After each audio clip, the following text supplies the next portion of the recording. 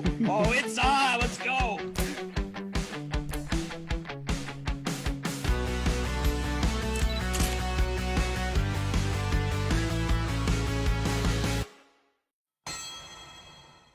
Welcome to the Lights, Camera, Action Entertainment Reviews Podcast.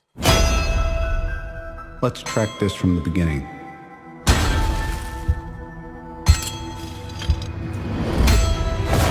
We start with something pure.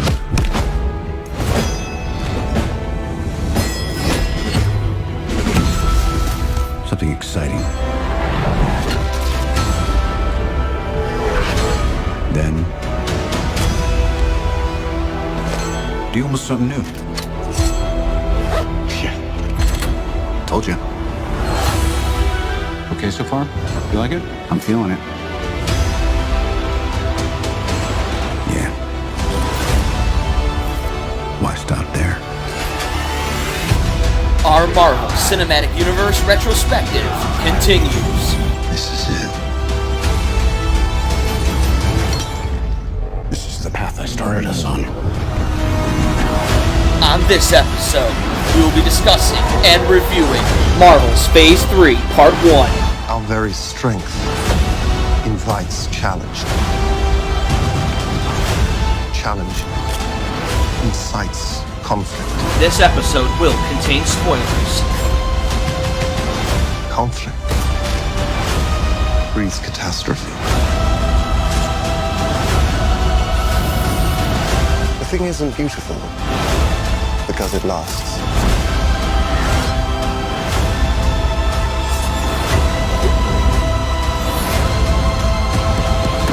I am inevitable.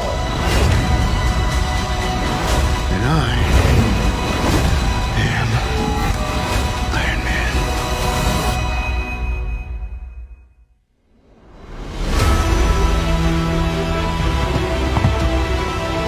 What a sweet-ass run it's been. Epic forces of darkness and light.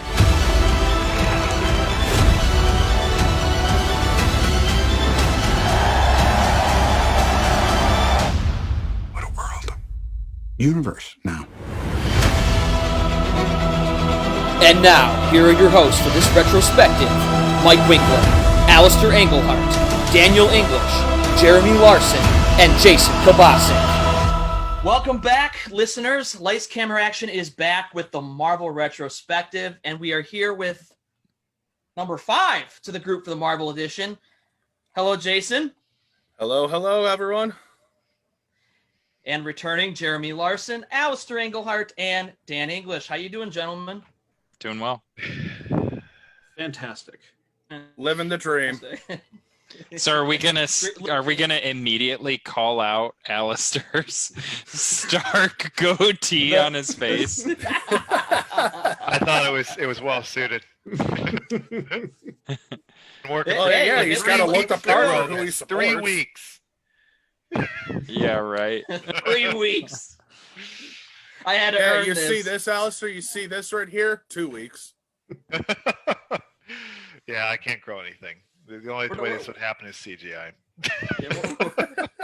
Hey, it might be like, Justice League where they CGI the mustache off you. God. But so yeah, guys, we are to Marvel Phase 3. Tonight's going to be Part 1, which is going to be the first 7 movies of the Marvel phase, because this is a big 11 movie one compared to the 6 we did in Phase 1 and Phase 2. So, okay, so we're jumping into what I think is going to be a great argument between Jeremy and Dan. We're going to start out with Captain America: Civil War. So who wants to kick it off? I assume we go ahead and start it off with the forerunner here. Mike, you go ahead. Take the floor. Okay. Well, first of all, Civil War is, I know a lot of people regard it as being the best Captain America movie. A lot of people consider that. Me, myself, I love Civil War, but my biggest gripe with it is the fact it feels too much like an Avengers movie and a little less a Captain America movie. I think I'll have to disagree with you on that. I think the subject matter is what makes it a Captain America movie. I will agree with Jeremy on that. The subject matter did make it a Captain America movie. At the same time, I will agree with Mike on his point here about how it just felt more like an adventure movie compared to like being a normal Captain America movie. Compared to the other two. Compared to the other two, at least. This is personally, like, I get flack for this all the time. Even though I am Team Iron Man. Sorry, Dan. I will say that this is probably my weakest movie in Phase 3. Yeah.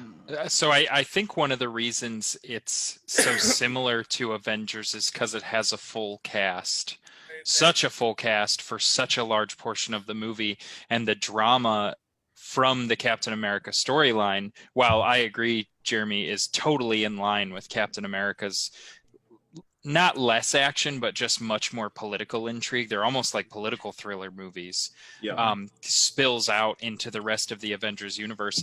And I mean, to your point, Jason, Civil War is probably one of my favorite of not just Phase 3, but the entire Marvel series altogether. Which I can see people's points on that as well. Like, but Phase 3 has such a strong showing. Exactly. You know? It's not like I'm going to discredit any movie from the others compared to the entire MCU or Phase 3 in general. It's just compared to everything else that is in Phase 3, I thought this was the weakest showing, personally. Weaker than Ant-Man and the Wasp? Ooh. Oh, yeah, he makes a good point. Yeah, I think Ant-Man and the Wasp was slightly ahead, in my opinion. Hey, that's fair. Wow. That's fair. Each their own. So you all remember that when I'm advocating for Captain America's person. Go ahead, bring it on. Bring the hate. I can feed on it. Yeah, I love It's Civil my turn War. now, sir. Huh? It's my turn to play the role of villain in this one. So he's gonna have What about you, a Al? sticky moment. So Civil War, I actually rewatched it recently with Aaron. I really enjoy Civil War. I think I feel like it's one of those movies that I catch a little bit more of the story and the drama of it each time I watch it. Yeah, the first time that I watched it, I definitely got that Avengers feel, and I never really kind of thought about it that way. It's a lot of content. It's a very intense story, and I almost feel like it could have been a little bit longer. In some ways, to really address. I mean, it was already 2 so hours long and 47 minutes. Or something. Yeah. So maybe that could have been 2 movies, but I do like that. I was very surprised by the twist at the end. Yeah. With all of the other Winter Soldiers being killed. Yeah. I wasn't expecting that, and I wasn't expecting it to be some intricate movement or intricate scheme to really basically turn the Avengers against themselves. I thought that was really cool. I liked that. And I think that was I mean, in terms of novel villains, that was probably about as novel as it had been in a long time. For any of the Marvel movies. So, well, in a sense, I almost don't view Civil War as having a central villain.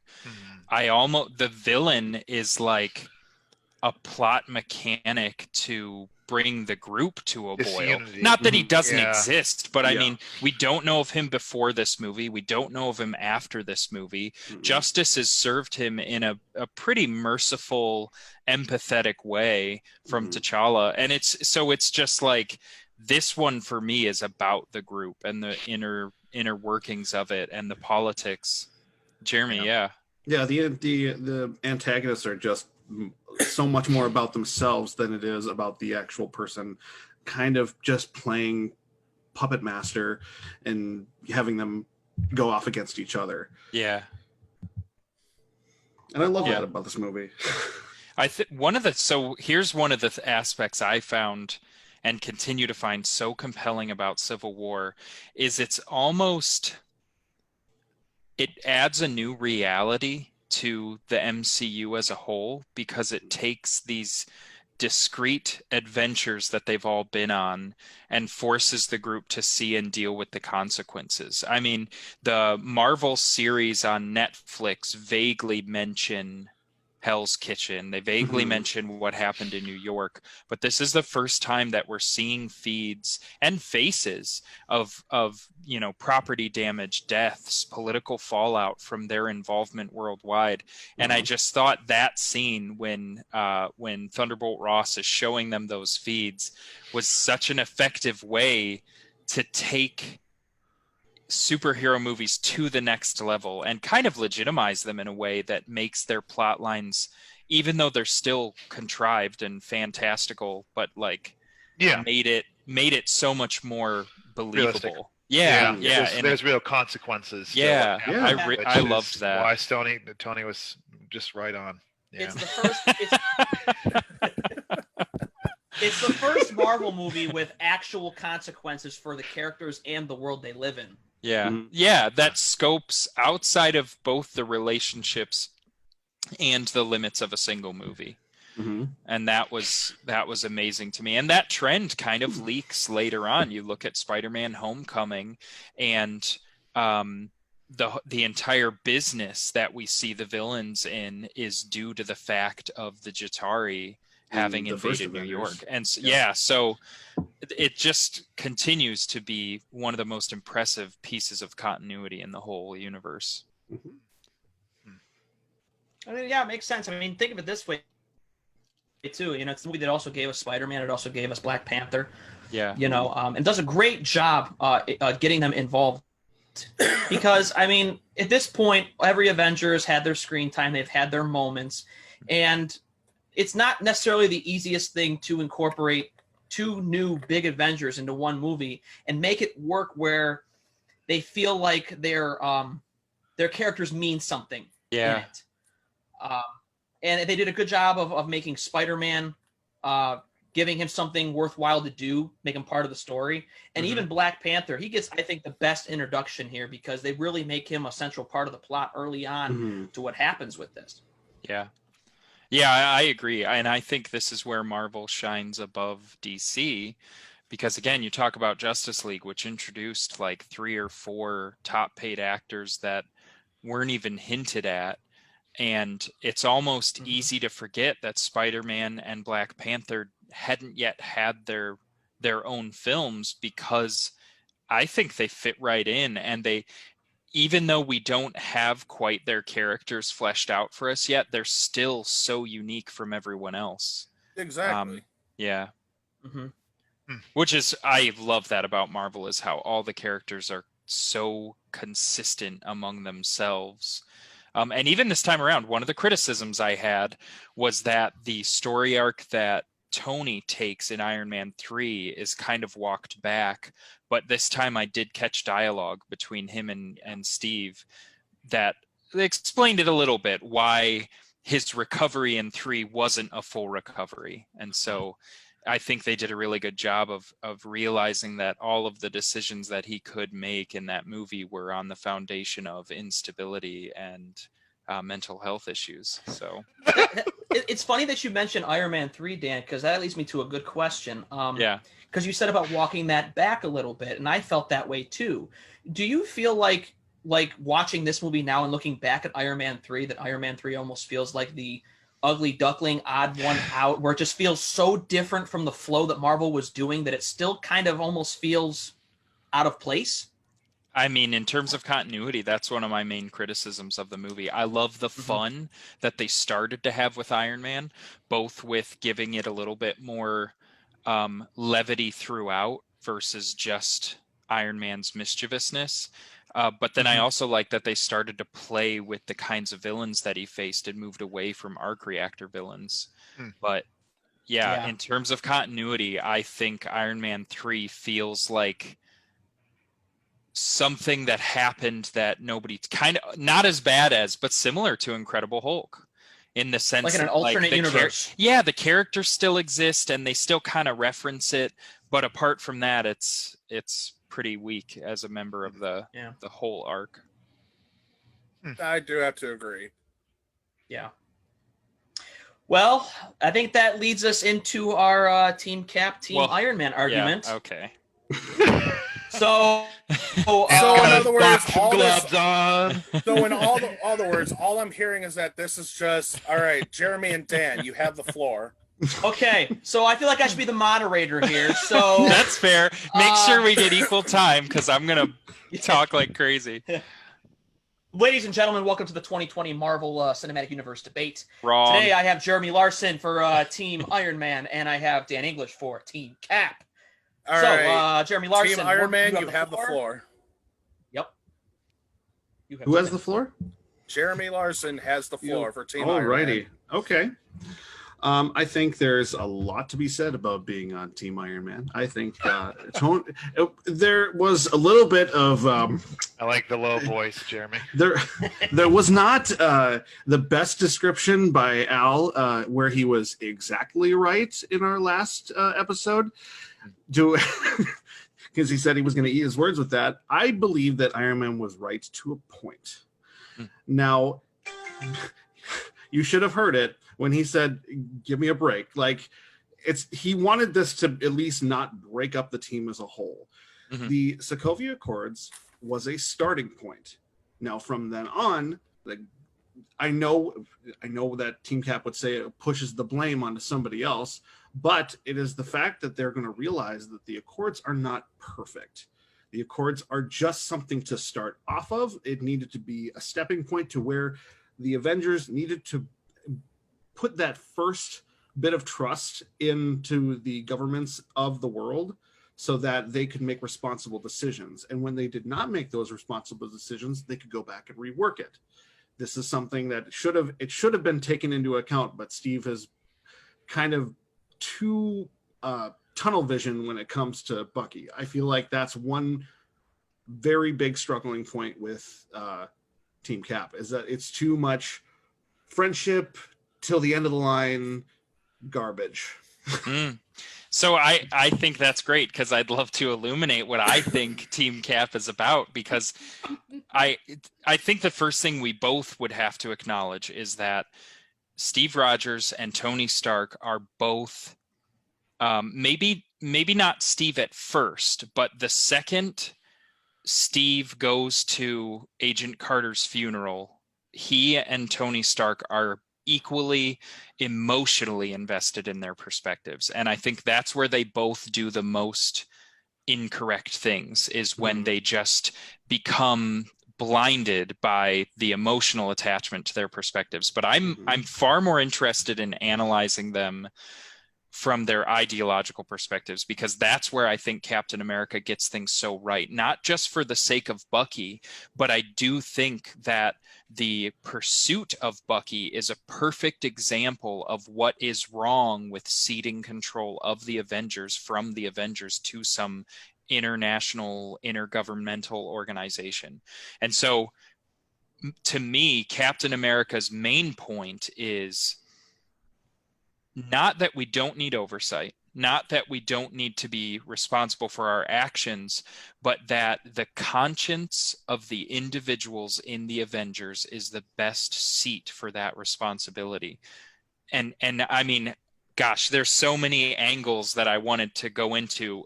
There's like the corrupt nature and actions of the intergovernmental and national organizations in the Marvel Cinematic Universe, and in the sense that they tie it to the real world, the corrupt actions of the actual intergovernmental institutions in our world here on Earth.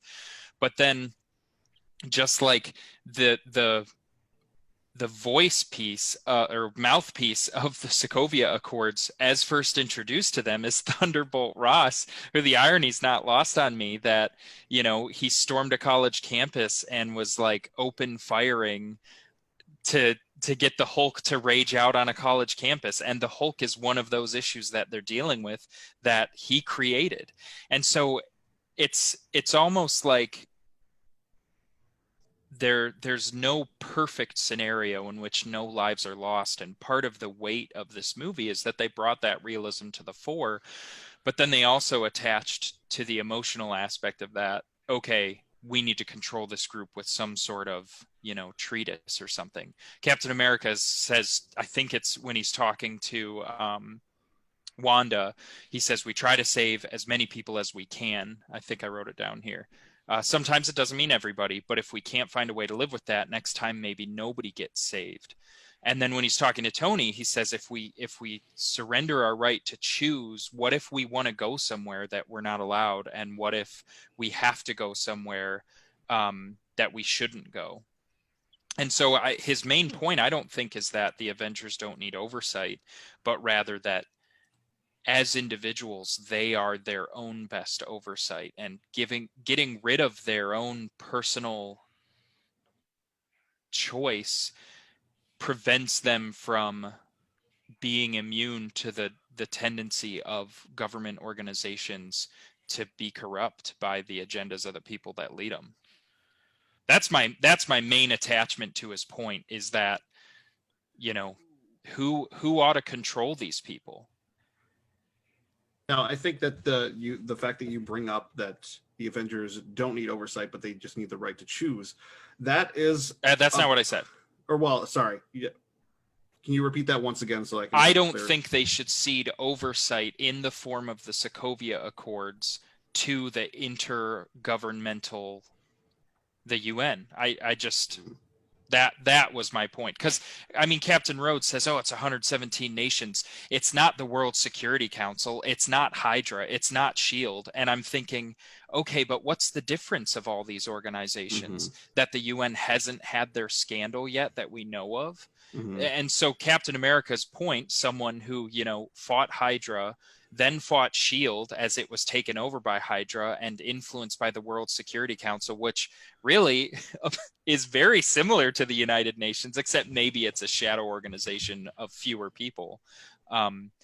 His point is just, what's that line he says? He says, but it's led by people with agendas, and agendas change.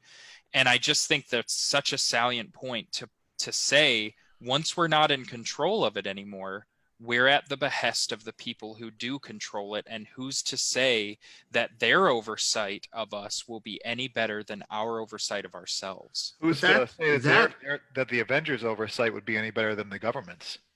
Precisely. And so the efficacy of the oversight isn't really what's in question here. It's the ideology of the right of conscience.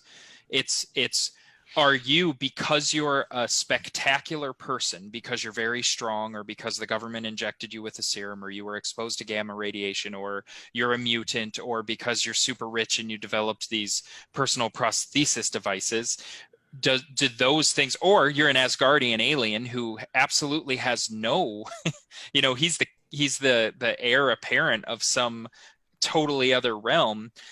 Just because you're spectacular, the government has the right to control you and use you for their own means, which was already happening, mind you, to Captain America.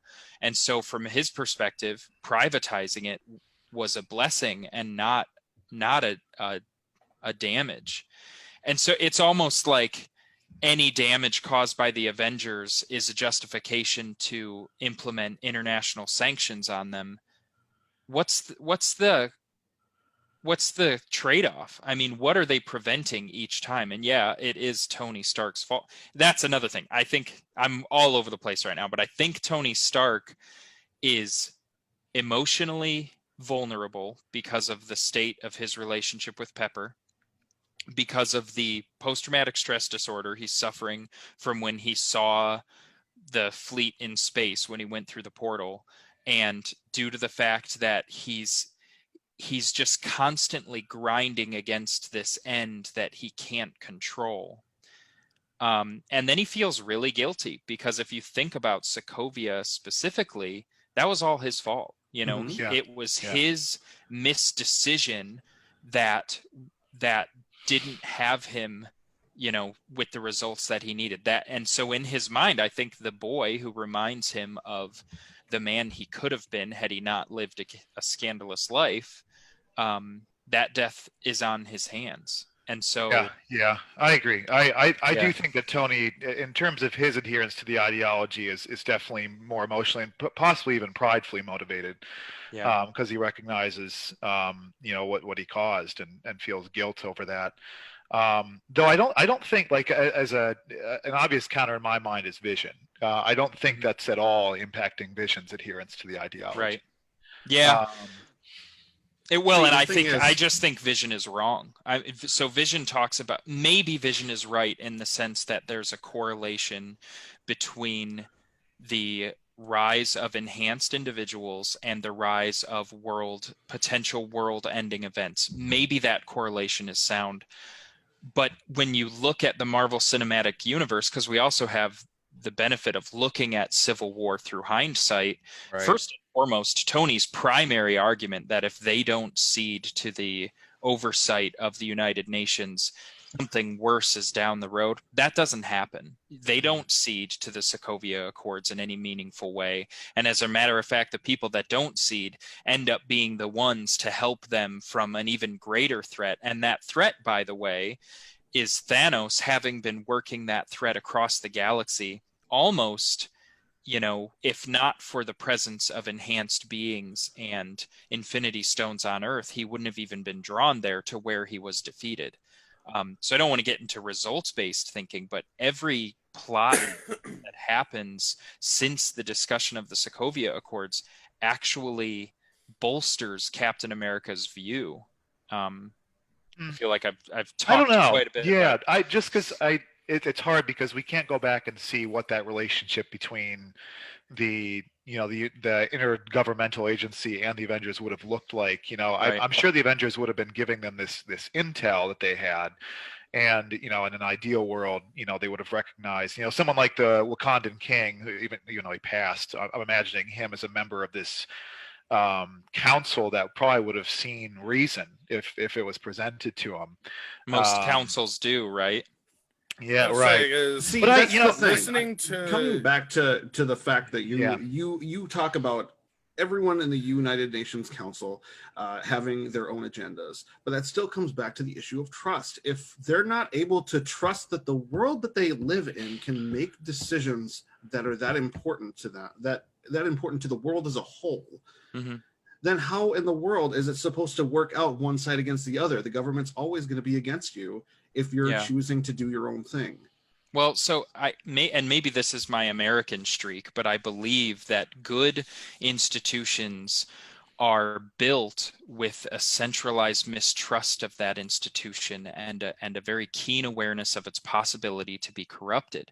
So if the government doesn't trust these, sovereign people to be the determinants of what they themselves do, why would they have trust in the government? But that's even my point, is they have very good reason to not trust their government, because their government in almost each film has in some way been involved in some self-interested conspiracy against them. I mean, even look at what they do with the information on Bucky, right? So Captain America's argument is that no one is better at knowing where we should and shouldn't be than we are ourselves. So the government was fooled by a plot to frame Sergeant Bucky Barnes, or whatever his title was, that he was a domestic terrorist. And Captain America's own information on that was what they needed, but they got into a tunnel vision mode. They did an execution of a no-knock warrant in a crowded apartment complex. They're firing automatic rifle rounds. They're blowing off grenades. They call in a chopper to shoot high-caliber bullets at a residential building. And all of this is supposed to be the actions of the people advocating for the Sokovia Accords. This is supposed to make Captain America feel like he should say, you know what, you're right. All these actions are telling me that, I should listen to you and your information and your slow, wise movement. They're causing just as much damage as the Avengers. They And just that's don't the have. problem is Yeah. that they need to realize people need to make mistakes before they come to a more elaborate conclusion that will be best for both parties. Sure. it has to be equal to everybody that's around. It can't just be one side against the other the entire time. Now, I get the Avengers; they're all special, they're all superpowered individuals, but there has to be a middleman. There has to be something in between that vastly communicates what's going on with each side and how they interpret that. Because it doesn't make any sense for the Avengers to still be off in a private business causing all sorts of damage that they don't clean up. They don't? No. Even Zemo talks about it. Is that after the events of Age of Ultron, they just flew away. They didn't do anything to help out. I mean, so from my understanding, the Avengers had a whole relief network that they would send. What were they called? The Iron Legion or something? I don't remember, but I was under the impression that their philanthropic efforts were pretty crazy too. Yeah, I mean, they even go so far as Stark buys a building under construction before he damages it. To say they don't do anything. But here's my point. So aliens come to Earth, right? Mm-hmm. Whose responsibility is it to stop that? And just because you have the ability to stop it, does then that mean guys, you have to... I lost it. It locked up on me. Go ahead. Okay. Oh, are we? Okay. Go ahead. Yeah, sorry. Was it recording? It was still streaming live. It stopped recording, but yeah, it's still streamed live. Okay. Yeah. Technical difficulty. Sorry. No, that's fine. I wondered where you went. I don't know. I'm obviously it's a movie magic, but the ideal of personal responsibility and individual liberty rings really strongly in this movie for me, because all we've seen from the organizations is corruption and manipulation. Yeah, sorry, Al, I didn't mean to interrupt you. Oh, you're okay. I was just gonna make a quick point. I think for me that's where the tug is because I do think in the Marvel universe there's a slightly more government bad bias than there is in the real world. Like if we were talking about this real world, I think that government being a good institution generally in the purpose it's been given to play would definitely I think that's kind of what the tug is for me. I think that's where I'm kind of having a hard time coming up on Captain America is going to come. I'm seeing it from how I would make the decision if these were real people in our world making these types of decisions, and I think I'd want to see that type of accountability if they were human beings here. But yeah, I see what you're saying. Like in the movie, especially with the Hydra overtake. I can see how that kind of pushes us. Yeah, that's certainly fictionalized and it's certainly exaggerated, but that's all based on things that actually happened. Sure.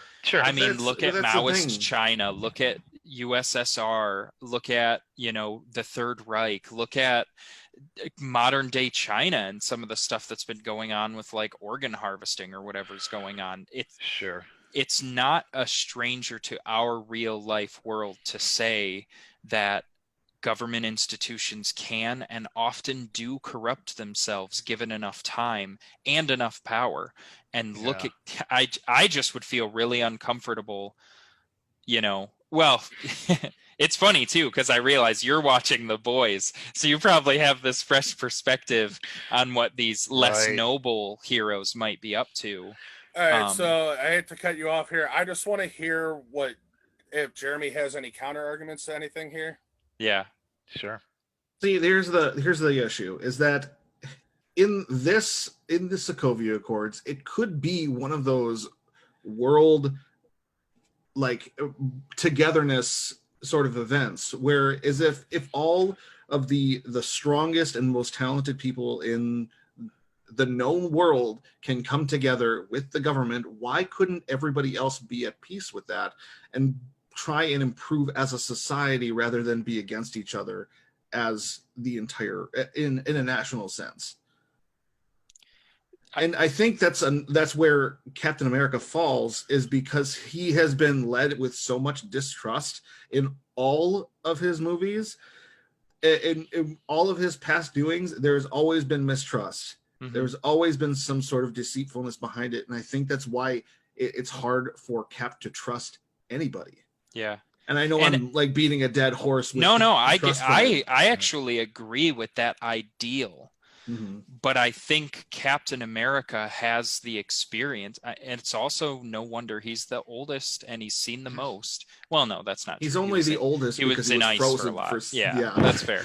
But he's seen a lot. I mean, to live your life in pre-World War II, going through that, Mhm. and then to live another 15 years, like that's experience no one else has. But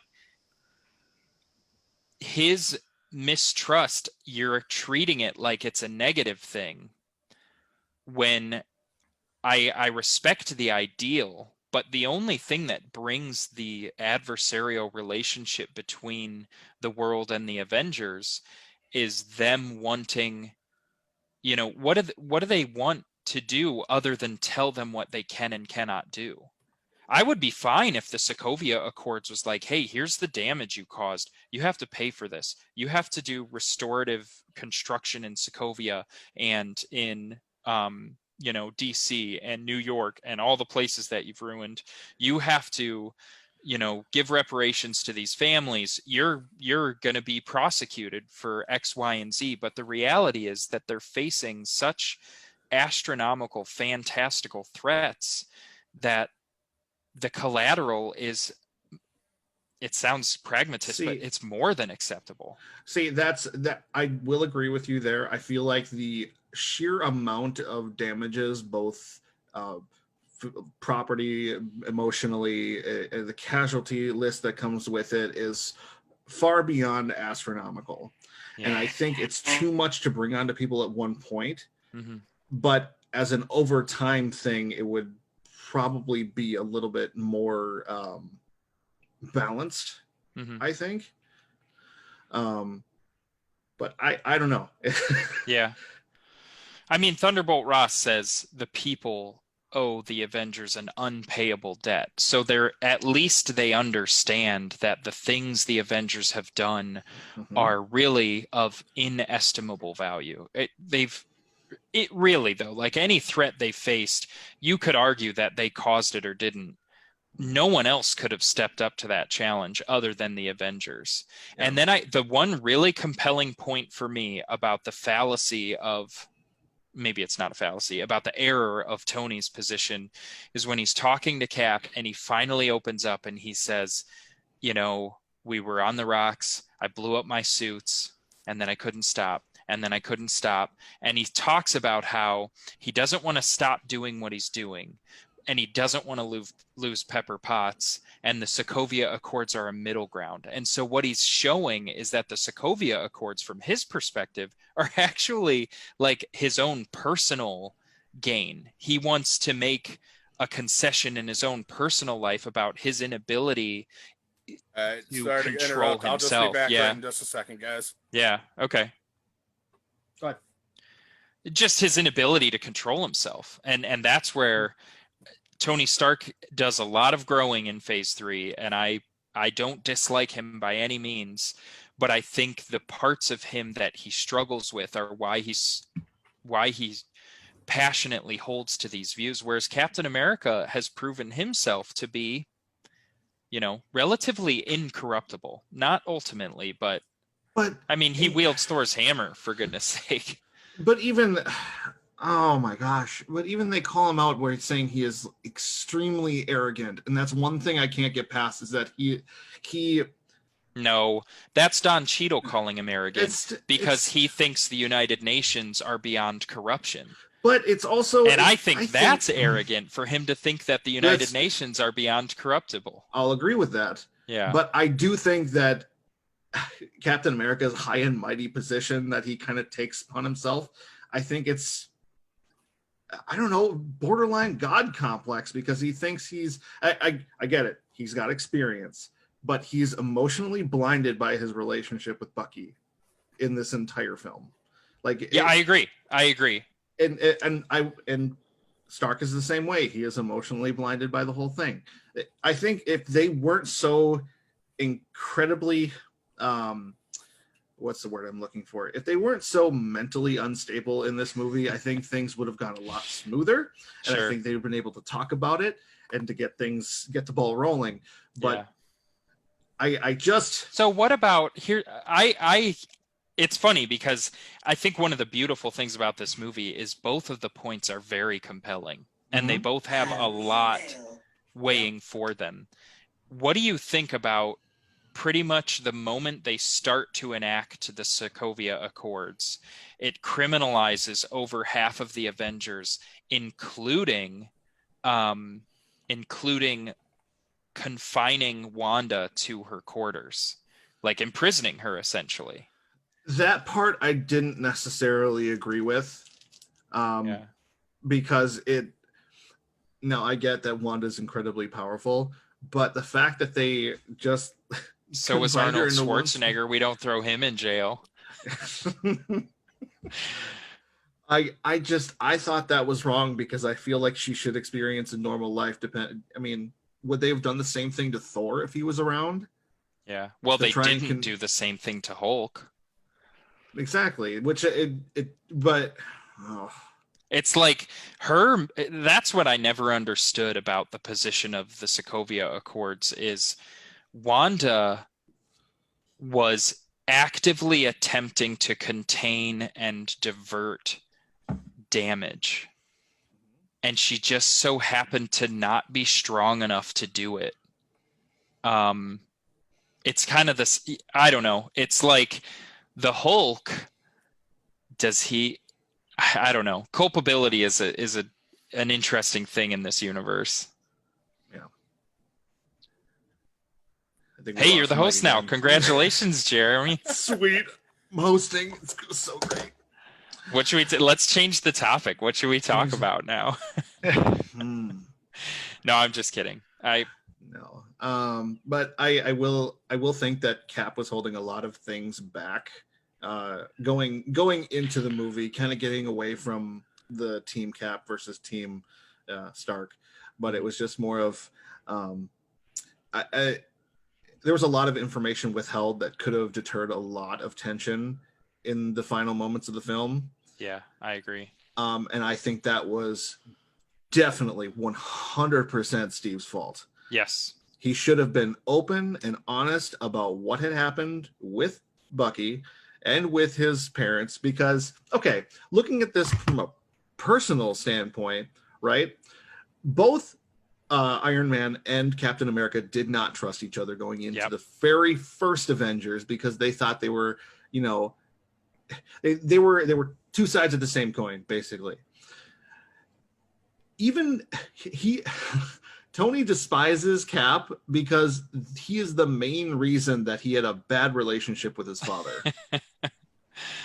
Because in Howard's mind, he had already made the great experiment, and that was Tony Stark and helping out with that whole thing. Yeah.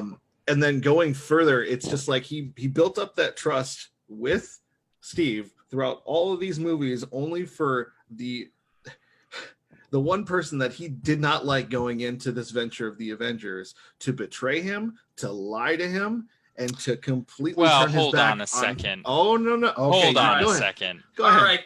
All right, guys.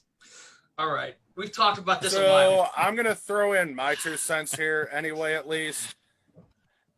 Only because my standpoint of why I am more for Team Iron Man compared to Team Cap here is more based off of the comics lore compared to the MCU universe. Mm-hmm.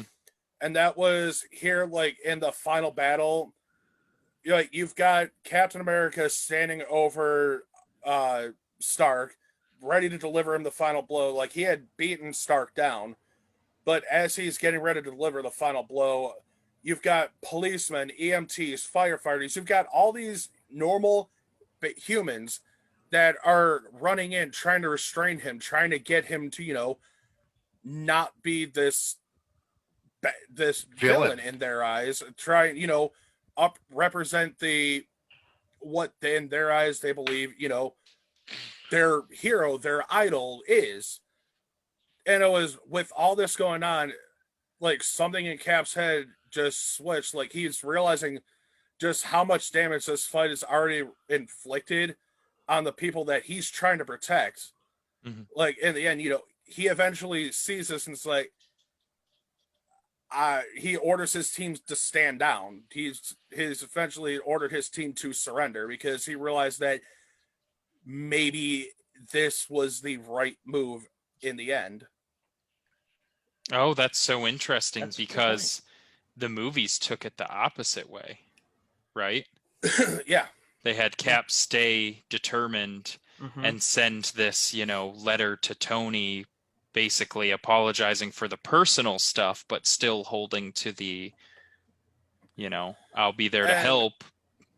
Here's the two biggest points in the aftermath of the Civil War that, I think are going to help shed some light on this. The President of the U.S. grants general amnesty to all opponents of the Registration Act who turn themselves in or register. And then it's the fact that, Cap, who is the main opponent to this act, is arrested, and he gets assassinated by brainwashed Sharon Carter. Hmm. So you take into account that info along with any arguments you have made that the MCU has thrown in with Mhm. this movie Sure. and everything that has led up to this point prior. And Well- tell me what you personally think again. Anytime I hear Registration Act, anytime I hear about like mutants having to register, I think storytellers are paralleling Nazi Germany of governments overreaching and I can agree preparing. with that.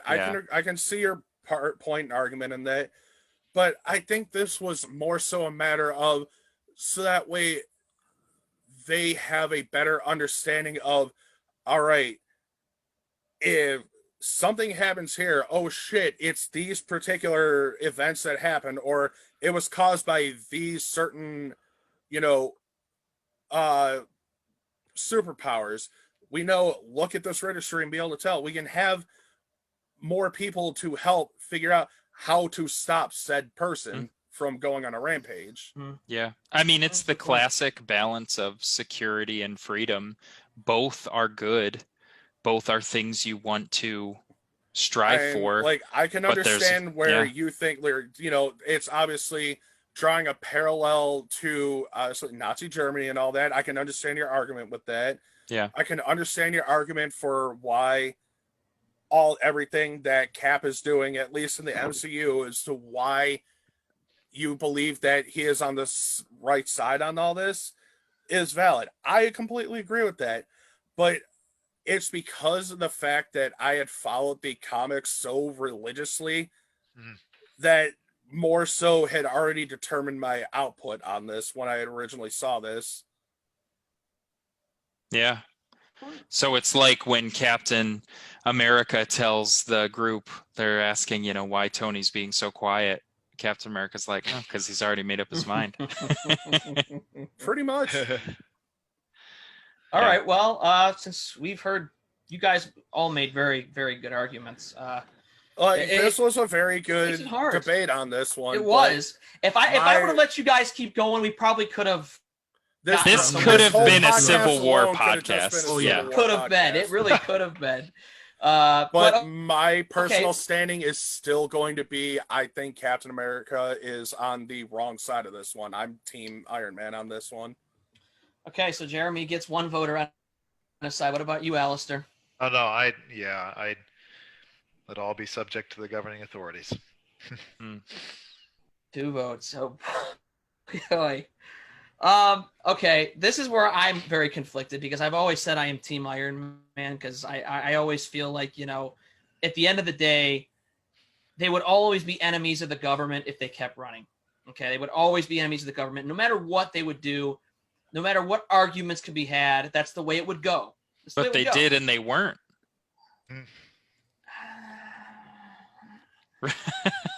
I mean, I'm not All right, I'm let's go not on to- speculating here. They did. Everyone, we're now transitioning into the second phase of the debate. Yeah, I'm still gonna have to give the Iron Man still the edge here. It's tough. It's tough, but I got to stick with Team Tony here.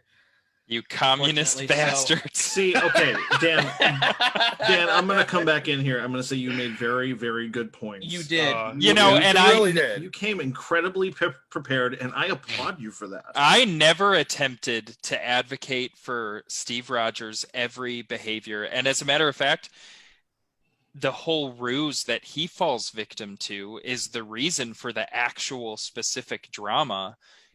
I just think despite that, he's right. I wrote down the mistakes that I feel he made in the film. The first one was when he and Bucky decided not to call Iron Man. That was presumptuous of them. I agree. And then what kind of shocked me is I didn't view it as a betrayal, though, because they did bring it up the next time they saw him.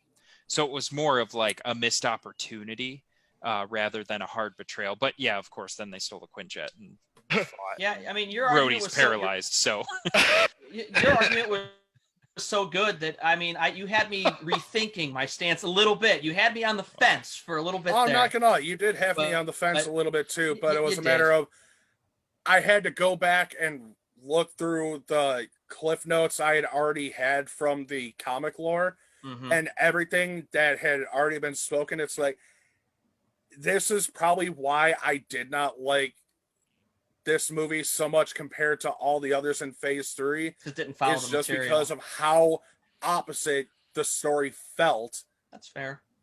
compared to what actually happened. does Captain America kiss his niece in that one? That was the sticky moment of. Yeah. Oh!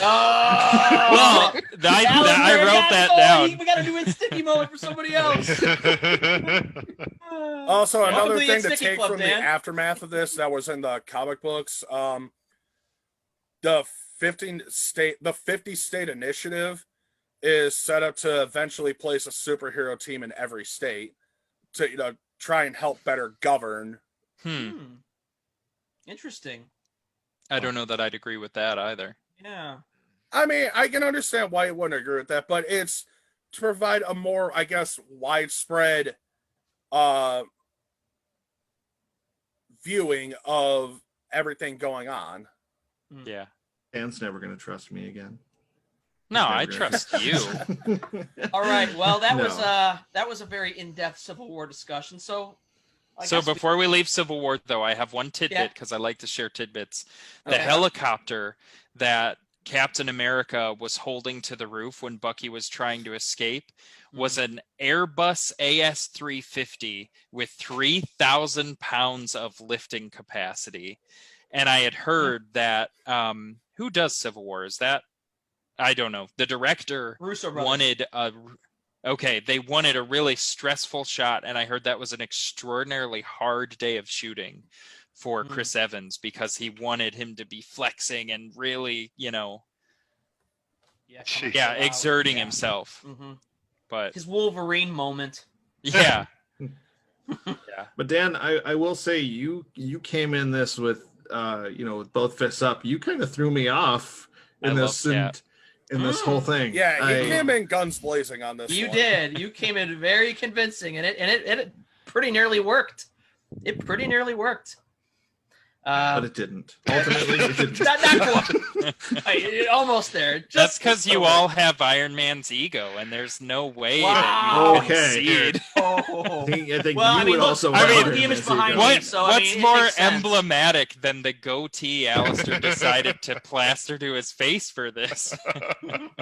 We decided beforehand. Alistair is the chaotic evil person of the entire podcast, just trying to find something to make everybody squirm. Well, we could. Hey, remember, I'm trying to heavily take his throne here. Like I said, this is the weakest of the series, in my opinion. Well, to follow up with the goatee, let's go to another hero with the goatee. Doctor Doctor Strange. Love it. Okay, who's kicking this one off? Not me. This one was fantastic. Yeah. This was a yeah. beautiful film. Yep. This is the lore behind Doctor Strange. It's just so other than any other hero. I I really like the mystic arts a lot, and it's pretty cool. Oh, for sure. Yeah. It's interesting. It's strange that there are so few both villains and heroes that actually know about it, because I feel like if more villains were able to take advantage of the other plane, the astral plane, that it would add a whole new dimension to battles. Sure. But yeah, I loved it. I thought it was a really, really neat movie. Well, it's physically and technically on another level. Like with that whole repartee between, I think it's Iron Man and Doctor Strange, when he's like, "Where have you been?" and he's like, "Protecting your reality." Like it's just beyond what the Avengers had ever dealt with. That's true. Yeah. That's a good Yeah. point. What did you guys think of? To me, this was one of the first Marvel movies that really felt. I want to say it felt unique. It was different from everything we have seen before, because it was trippy as hell. Okay, I mean, you feel like you're watching the movie maybe on acid or something for a while with all the scenery spinning around and around. I feel like I was watching Inception 2. With all of the CGI graphics that were thrown into this movie and how beautifully that it did all transition together, it really did feel like, whoa, what the hell did I just step into for a minute there? Yeah. Like, it takes Yeah, some very adjusting much so. getting used to the Doctor Strange universe. Mm-hmm. I was also very surprised Yeah. to see Rachel McAdams in this movie. Yeah, I thought Benedict Cumberbatch was a surprise also. He really was. I was not expecting Benedict, like when they announced the casting of this movie and Benedict Cumberbatch was listed to play Strange, Mhm. I was really skeptical at first Yeah. because I was not sure how he was going to pull this off. And then watching this movie the first time and then subsequently rewatching it probably 3 or 4 more times within the next 2 to 3 weeks after it came out, it made me have a newfound appreciation for the acting skills that he has. I agree, because you know what? Coming into this movie, I know a lot of people knew him mainly from Sherlock and stuff like that. But see, my first introduction to him was Khan in Star Trek Into Darkness. And that was my really first true exposure to him. And just seeing the raw emotion he had in Into Darkness, especially that scene where he's talking about his family and that group of people in the torpedo tubes. And he's looking off the camera and you just see his eyes just fill up with tears. It was just raw emotion for a scene. And I remember hearing when he got announced as Doctor Strange, and then I started looking at the comic pages and kind of putting a side-by-side comparison between the two. And to be honest with you, especially after seeing the movie now, you probably couldn't have casted a more perfect Yeah, Doctor they nailed Strange. it. Yeah, Yeah. knocked it out of the park. Probably on the same level as Robert Downey as Yeah. Iron Man. Well, I can't speak on Khan too much, but for me, Benedict Cumberbatch is Smaug. He's Sherlock. He's Alan Turing in The Imitation Game. That was a fantastic He just, movie. oh gosh, That's I a love good that movie. movie. He- He just so well plays the competent jerk. Like, I'm so competent that I He does do can that be well. a jerk. Yeah, and Mhm. Doctor Strange, and that made Doctor Strange's transformation really enjoyable for me to watch. Yeah. Mhm. I was gonna say the Absolutely. movie that it reminded me of was Thor 1, with Oh, kind of like yeah. the coming of age of just a really arrogant figure, and I think that makes for a really, really sweet and enjoyable story arc. My favorite line of the entire Phase 3 is when his mentor says, "You have yet to learn the most important lesson. It's not about you." Yeah. Yeah. If you guys look at Marvel's history, do you guys realize how many of the heroes actually start very arrogant? Oh, I mean, Yeah. that's Pretty just much a lot all of them have their except own- Captain America. Pretty Yeah, much. most of them, for the most And part, Spider-Man. had their own little god complex because they thought they were Good point, better than Jeremy. anything running around. Shit, even Star-Lord feels that way, and I don't think he has Star-Lord any has right to feel that always- way. He has a very mild coming of age. Pretty much. He still hasn't even quite gotten there yet. I don't Yeah. think. Well, I don't. we'll I say still that don't think he's Star-Lord gone from ever having came the here. mindset of a 13-year-old who thinks his shit doesn't stink to now he's about 14. 20 years of age in the mindset, and he's realizing, okay, maybe it's time to grow up a little bit. Well, Star-Lord Not is enough to not pretty punch much Thanos in the face. yeah. Star-Lord is pretty much single-handedly the reason why the freaking snap happened to begin with, because he got all emotionally compromised and couldn't just take the damn thing off. You could blame two people for that. You could blame so many people for the fact that the snap happened. We can't. And more- the only top person two the offenders- blame belongs on is Thanos. Well, other than Thanos, yeah. Thor also could have. his He had chance. his chance too. Could have killed him. So Yeah, I Thor also had want his to know, chance, what did you guys but- think of the casting for Caecilius, though? I don't know that actor well. What's his name? Oh, yeah, he Mads Mikkelsen. played What else? He is played he in in? Casino he Royale. was Hannibal Lecter in Hannibal. Yeah, I in just that started TV watching show. that. It's Huh. it's pretty crazy. See, I know him from playing the Bond villain in Casino Royale, which he also did very well. Oh yeah, is that the Bond Yeah. villain that has the bullet slowly going toward his brain? No, that's Daniel Craig's first one, where the guy had the weird eye and they bled Gosh, from his eye. Yeah. hmm Think of what else I know him from. Because I'm.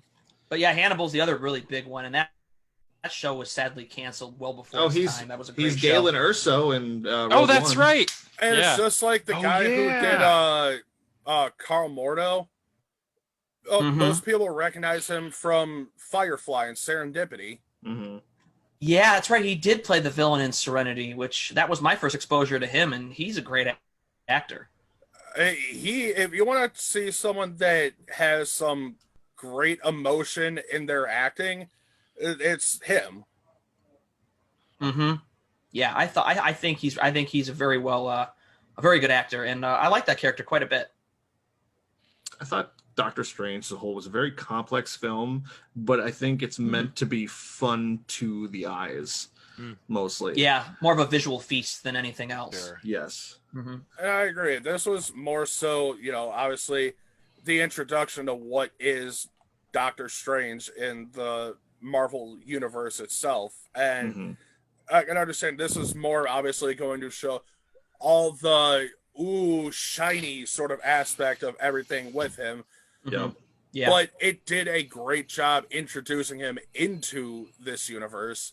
Yeah. Because we're going to start seeing the darker sides of what's to come once the sequel comes out in a couple years. Well, I'm particularly glad that they didn't that Doctor Strange wasn't one of those characters they just kind of put into another movie, like Black Panther or Spider-Man. I Yep. think he deserved his own first movie to give him that, because he Oh, for sure. has so many layers to his character that just throwing him into a movie I don't think would have worked. That really would have I backfired. agree No, I wholeheartedly. agree wholeheartedly. hmm Hey, that's what I said, Jinx. One of the really enjoyable themes for me about Doctor Strange was the pitting of Doctor Strange's egotistical materialism against like the mystic humility of his teacher, and just the way that they were so unfazed by one another when they were talking. They just, neither of them would even budge. And just how that plays out into the point where she obviously, separates his astral self from his physical self. And Yeah. I just love the way he comes back from that experience and is like on his knees, like, teach me. Yeah. Just totally taken by it. Yeah. Yeah, that is. Oh, Really cool wouldn't you moment. though? Like if you had the Sure. ability to do that, I think we would all be in that same position. Be Yeah. like, let me learn. Yeah. Who wouldn't want to learn that stuff? Shit. Absolutely. I Yeah. think Doctor Strange has the most visually appealing of all the superpowers that I've seen in the MCU for sure. Yeah. Well, he gets And- underappreciated because everybody calls Thor and all that the most powerful Avenger, but nobody gives credit to Doctor not Strange. not even close. I'm just telling you, everybody says I that. will argue this point until the day I die. Doctor Strange is easily the strongest hero I don't in disagree with the you. Marvel universe. But my point is that a lot of people will say it's either Thor or the Hulk, and I think they're full of it because they're not looking at the grand scale of what Doctor Strange is capable of. Yeah. Well, Doctor Strange is just too meta. Yeah. It's like I Yeah. feel like it's probably the same reason people don't like to choose Superman. And I don't think this about Doctor Strange, but Superman's boring. Like Dude, people are like, Superman's so is boring. "Oh man, you're right, guys. We can disagree about Civil War as long as we all agree that Superman is a boring hero." I can't. I have to disagree. I have to disagree. Oh God! I What? can't. No, Now, to be fair, Mike. now wait. My argument's very easy though. I used It's to like not you. easy though. No, my argument's very simple. Have you watched Smallville? Oh, that's yes, a very yes, good I argument. have. That's How a can good you argument. But say Superman's so Yeah. boring. Okay, because How is there's he a boring? there's a big First difference season, between lost Clark me. Kent, the human, and Superman, the Boy Scout who can't be defeated. Al, there But were he can't 10 be there were defeated. 10 He was seasons. dead. The death of Superman's one of the best Dead. comic books of all time. "Quote unquote dead." Yeah. Okay, but how That's many a good comic point. book I heroes don't do mean you to know have say he's died and come boring. back? I don't mean to say he's boring, and He's certain dry. lenses into Superman's life can be intriguing, Mhm. but at the end of the day, his power and his alienness are such that he just doesn't. He's not relatable, I guess. He's You know, not. he's too much of a god figure, and like, But the Like same maybe I can just- be like said- One Punch Man. yeah, But- maybe but I haven't wait. seen that. Maybe I just haven't looked enough into Superman. But wait, here's a counter though. The same could be said about Green Lantern then. Well, Who they're gives so a boring. crap about Green Lantern? Well, I'm just saying. You Are you can say talking it about about Green the- Lantern though too. Are you Sure, talking about you the- can. the- I the won't Ryan stop. Reynolds movie. We won't even talk about You're that. talking about Ryan Reynolds? Really? No, Ryan hell Reynolds. no. Here comes No, Mike no, with No, no, no. praising the I'm not- Ryan Reynolds version of. No, no, You no, heard no, it no, here, no, no. folks. You heard No, it first. No, not in the millions of praise the movie. I mean, 10 not out Green of Lantern 10 would watch again. No, I don't know Mike what's gives that worse. movie a solid 5 out of 7. No, I don't know what's worse, Green Lantern or the Fantastic Four. I don't know what's worse. I would much rather Fantastic Four's bullshit than Ryan Reynolds' Green Lantern Wait a minute. monstrosity. Wait a minute. You're honestly going to say that Ryan Reynolds' Green Lantern is worse than Fantastic Four, Which Yes. Fantastic Four? the newest one? Okay. I will gladly watch a 24-hour marathon of Fantastic Four No way. compared to No Ryan Reynolds' abomination of a way. fucking Green Lantern film. No way. I'm going to interject and ask that we come back to Marvel. All right, Possibly yes, even let's- Doctor Strange. Let's get away. I want want to make one more point. I want to No. make one more point, though. I'm making Your one more point. argument's invalid. Hey, We're it's gonna your making one more podcast. You do I'm it. making one more point. I'd much rather watch Ryan Reynolds because at least he has comedy and charm on screen rather than all those dry people in Fantastic Four who none of them can barely act in that movie. Wait, wasn't Jordan B. Cooper in Fantastic Four? Right. But they can act outside of that movie, but they're all dry as hell in that movie. Okay. They're not fun. I None of them are haven't fun in that seen movie. it, so I don't All have right, a dog all right, in hold this on, race. hold on, Better hold film on, waste hold your on. time. I need to clarify Don't waste this your time. real quick. Now, are we talking about the remake of Fantastic Four, or are we talking about the original two Yes. Fantastic Four movies? I'm not talking about the Jessica Alba one. Those ones are kind of entertaining. I'm talking about the newest one that was crap. Okay, Total thank crap. you. I was waiting for you to clarify that. Yeah, I will agree with you. I'd Yes. much rather watch Green Okay. Lantern. All right, let's Okay, move we're on on. the same page now. Okay, moving on. Also, if any of you want to follow me on Twitter at Condiment Games, please retweet my Mike or at Mike the director really loves both the Green Lantern movie and the Fantastic Four reboot. Hey Dan. Hey Dan. I'm switching to Team Cap. Yeah! See what your ego gets you, Jeremy? It was worth it. Oh. Everybody tweet at Condiment Games. Team Cap for the win. Okay, back to Doctor Strange. All right. Yeah. We've had our yeah. fun. Okay. I don't know. Is there anything else we have to say on Doctor Strange? We all loved it. I think Yeah, I think we all liked it. I think the antagonist as a whole was kind of dull. Dormammu. Dormammu at the Yeah, end. the villain's just okay. Well, it's okay, but it's also You the see, first movie. This Like you gotta was the start somewhere. biggest flaw that I saw in this movie was how they portrayed Yeah. Because you know Dormammu is a Thanos killer. It's so Dormammu, in my personal opinion, is on a level that could almost be considered above Thanos. Sure.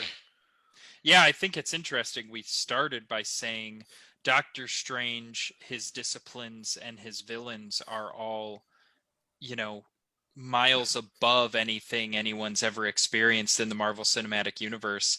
And then I like how he beat Dormammu, but Dormammu was almost comical by the time it was all said and done because of the way they did that. But I mean, can you pick what I think a really effective trope in superhero movies is this whole because of what they had to suffer, they're tough as nails and now you know it. Kind of like in Deadpool, I thought they did it really well where they barely kept him alive for that really long duration of time. That's what that moment was for me. But I do think it was kind of silly too. Mm-hmm. And the way he says Dormammu really bugs me because he's so nasally with that word. Yeah, he's just not given a whole lot to do in this movie. He just feels like a very empty, useless villain. He goes down in that list of villains we've talked about in Phase 1 and Phase 2. It's just disposable. That was so upsetting.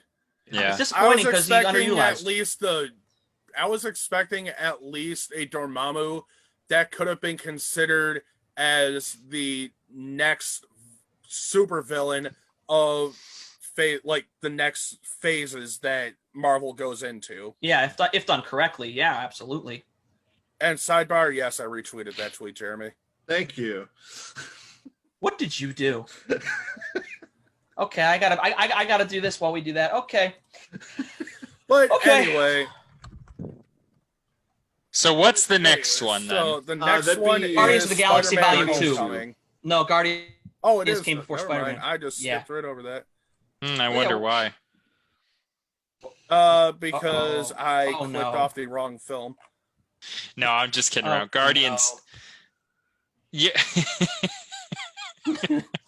Guardians Volume 2 is great, and it basically replaces the first one for the most part for me. When you've got a board game. Considerably better. Yeah, you've got a board game like Agricola, and then Caverna comes out, and you're like, oh, why would I ever play this first one? Yeah, I remember from our other phase too. Yeah, really did not care for Guardians 1. It's not that I don't like it. It's just Guardians 2 follows the same format and does it a little bit better. Yeah, I watched it recently. It's so tough to watch 1 now. I mean, there's definitely things about 1 that I wouldn't want to get rid of that I really enjoyed, but I just I like Guardians 2. I mean, I love them both. I don't know if I necessarily can say that I like one over the other. I think the only reason why I'm a little more partial to the first one is just mainly because I don't know. It's tough because the point I wanted to make now, I'm going back and I'm thinking of number 2, and number 2 kind of does the same similar thing. So yeah, you're kind of almost right here. Yeah, I guess maybe 2 is a little bit better because I think maybe because Kurt Russell and the whole storyline with his father is pretty good, and the twist at the end of 2 is also very, very good. And I can't believe how far his father was willing to go. Yeah, exactly. Yeah, now that is an outburst of Star-Lords that I can get behind. Mm-hmm. And maybe if Guardians 1 had done the same lifting relationally as Guardians 2, I'd care about Star-Lord and Gamora's ship enough to follow it to that. I feel like theirs is so rocky. Their relationship is so rocky. It doesn't. You feel like it's never going to work out. Like he's going to end up with someone else that's better. Well, even I like Gamora quite a bit, but I just don't buy their chemistry. Maybe it's the actors don't have chemistry. I wonder if there's any rumors about them not having chemistry with one another. But they don't really have much. You're right, and I never really fully bought their relationship through any of these, and that's why when they play into it into Infinity War, it just to me just kind of feels like, I'm not really buying into the whole emotional complications they're having in that movie. I just don't buy it. Another beautiful movie. I love the colors in Guardians. I think Guardians Mhm. 1 set a new bar that all the movies kind of chased after in terms of just being visually Ragnarok. appealing. I think my favorite, like outside of Star Lord and Gamora, I liked Yondu's character development as Yeah. well as Rocket I and, really and enjoyed Groot. this as well. I loved their portion more than I loved Star Lord, spending time with his dad. Sure. Mm-hmm. Sure. I loved Groot, and particularly Infinity War adolescent Groot, so I guess I'll hold it. But Groot is such a rewarding character. Yeah. How about this, Jeremy? You talk about Dormammu being a Thanos killer that ends up just being a silly thing. How do you feel about Drax being such a comedic character despite being a Thanos killer in the comics? The thing is that Drax was. I didn't have any prior knowledge of the comics going into these movies, and I felt like that was a very kind of a good thing for me, because then you're less inclined to judge the movies super harshly going through them. You're able to witness the film's creativity and the originalness in itself, as opposed to the comics, where if you just follow the comics directly, it makes for a boring story. Yeah, you never want to do that because it just gets predictable. Exactly. And as much as Drax is technically a Thanos killer, I love Drax. Like it's the simplicity of his humor is so great. And I can't get over it. Just, I'm standing so very still. I'm moving so slowly. I'm blind to the human eye. Yeah. And you see, to me, I almost prefer movie Drax over comic Drax because of the comedic effect alone. Oh.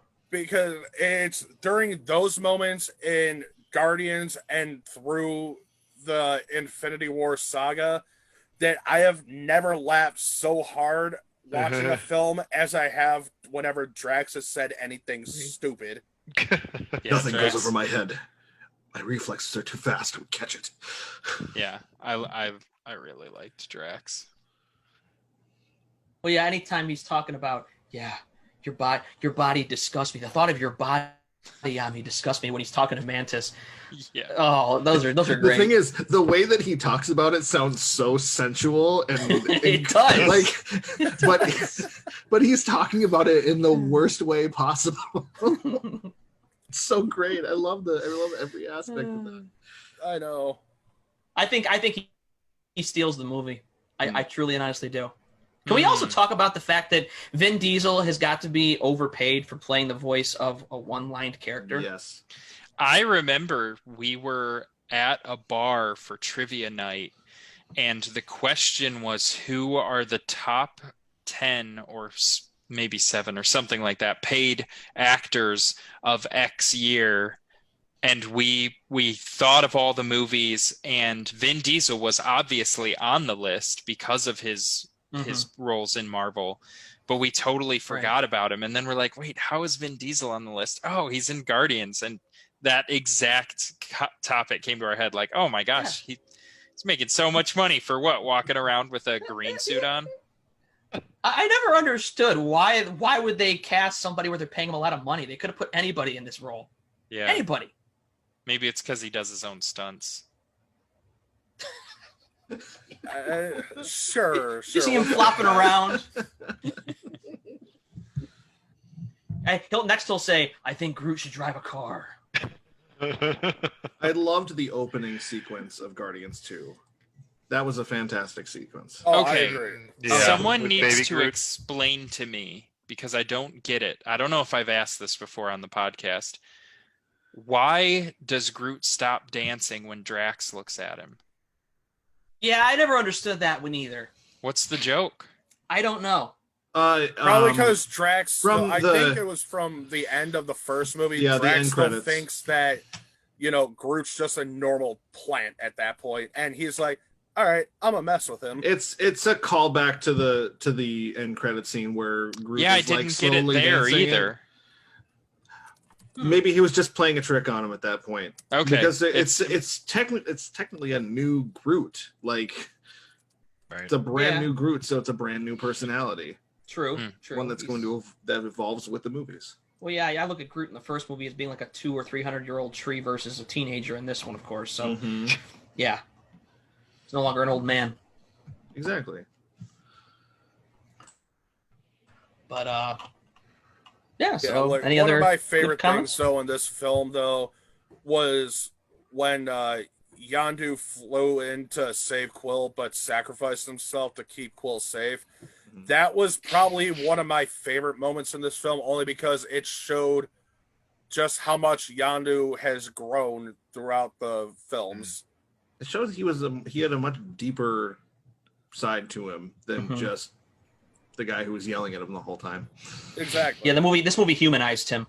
Yes, very much so. It's I'm Mary Mary Poppins, y'all. Gosh, dang it. That was perfect timing. Just by a second. Shit. All right. All right. Well, next up would be Spider-Man: Homecoming. Spider-Man returns to the big screen after the Andrew Garfield experiment, I guess, failed. Not really sure why. I think it was a little unfortunate that I think Andrew Garfield just got too old for the part to where he couldn't pull off a teenager anymore or even a young adult. Yeah, past the college age. Yeah, and I felt like this is a good choice. I feel like Tom Holland he plays both sides of Spider-Man super well. Yeah. Yeah. And the fact that he's I still can agree in with high that. school is so great because it just shows the little kid inside of him. Mm-hmm. And I think it might have also had something to do with Andrew Garfield sucking as Spider-Man. Those were You can, such good Spider-Man If movies. you want, Mike, Andrew Garfield was not a good Spider-Man. He was I will just agree too with much Dan of a on this one. jerk. But that's not necessarily his fault, though. That's the way that was written for him. Sure, I don't care. I'm going to take this. I'm divide watching the right end here. product. All right, no, right I here. want to hear what Jeremy has to say. Go ahead. Okay. Tobey Maguire was an excellent Peter Parker, terrible Spider-Man. I can agree I with will that. Andrew Garfield was better on the Spider-Man side, but a really kind of jerk of a Peter Parker. Iffy on Peter Parker. Tom Holland I can agree brings with the that too. balance to both of them, and I think plays both of them very well.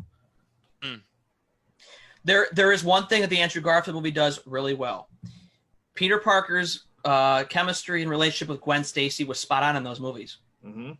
Sure. When she died at the end of that movie, I felt it, and I felt like that's that. Emma Stone, though. Yeah, I but know. see, the He was about as broken as Gwen Stacy's back. But you cannot sit here and not admit that the relationship in those movies worked better than Kirsten Dunst and Tobey Maguire did in the other three Spider-Mans. I hated Kirsten Dunst. Thank you. I Thank you. Hated her? Thank you. Oh God! See, it was so I was bad. such a huge Bring It On fan that I liked Kirsten Dunst. Oh, Jesus. Mary and Joseph. Oh, You know what? Hey, I'm which now makes me disagree with think of anything Drop Dan Dead says from Gorgeous, here on which is out. All another right, go Kirsten ahead. Dunst movie I love. She's in Jumanji too. Now that one I can go with. She was good in that movie. From then on, I just Yeah, Couldn't she was care. good. She was a great actor when she was a kid. I think Small Soldiers was the last good movie she was in. there it is. Yep, Small Soldiers. Yep. Last good Yep. movie. I So- forgot that Small Soldiers was even a thing. I know. Yeah. Best movie. It was. Yeah, At, did again. at the We should time, do that I loved next that movie at podcast. the time. Thank you. Small Now I'm gonna have to. All right, Mike, we got our next Ow. standalone. Small Soldiers. I I'm agree. up I for like it. that movie, and I still like that movie. I do. You know what? It's kind of been a cult so classic. long. It's been so long since I've seen it. I would have to agree with you, though. I didn't love the chemistry between Toby Maguire and Kirsten Dunst. Yeah. But to be honest, I'm not loving the chemistry. Okay, I haven't seen Far From Home yet. Cat's out of the bag, guys. It develops. Oh, well, Yeah. It does. It develops pretty well. Yeah. I know. What's interesting is that they're not so willing to disassociate with Garfield as to they're actually bringing back Jamie Foxx potentially Yes. as Electro. I like I that. Oh, that think- makes me so happy to hear. Yeah, That's yeah, going to be, I like it. think, because of the multiverse coming into play. They've even said, too, that he's not going to be blue like he was. He's going to be yellow in this movie. All right, I'm going to go get a drink, talk about all your Spider-Man spoiler stuff, I'll be back. What are you talking about? It's the Homecoming. That's all Yeah, we're it's talking talking about. about Far From Home.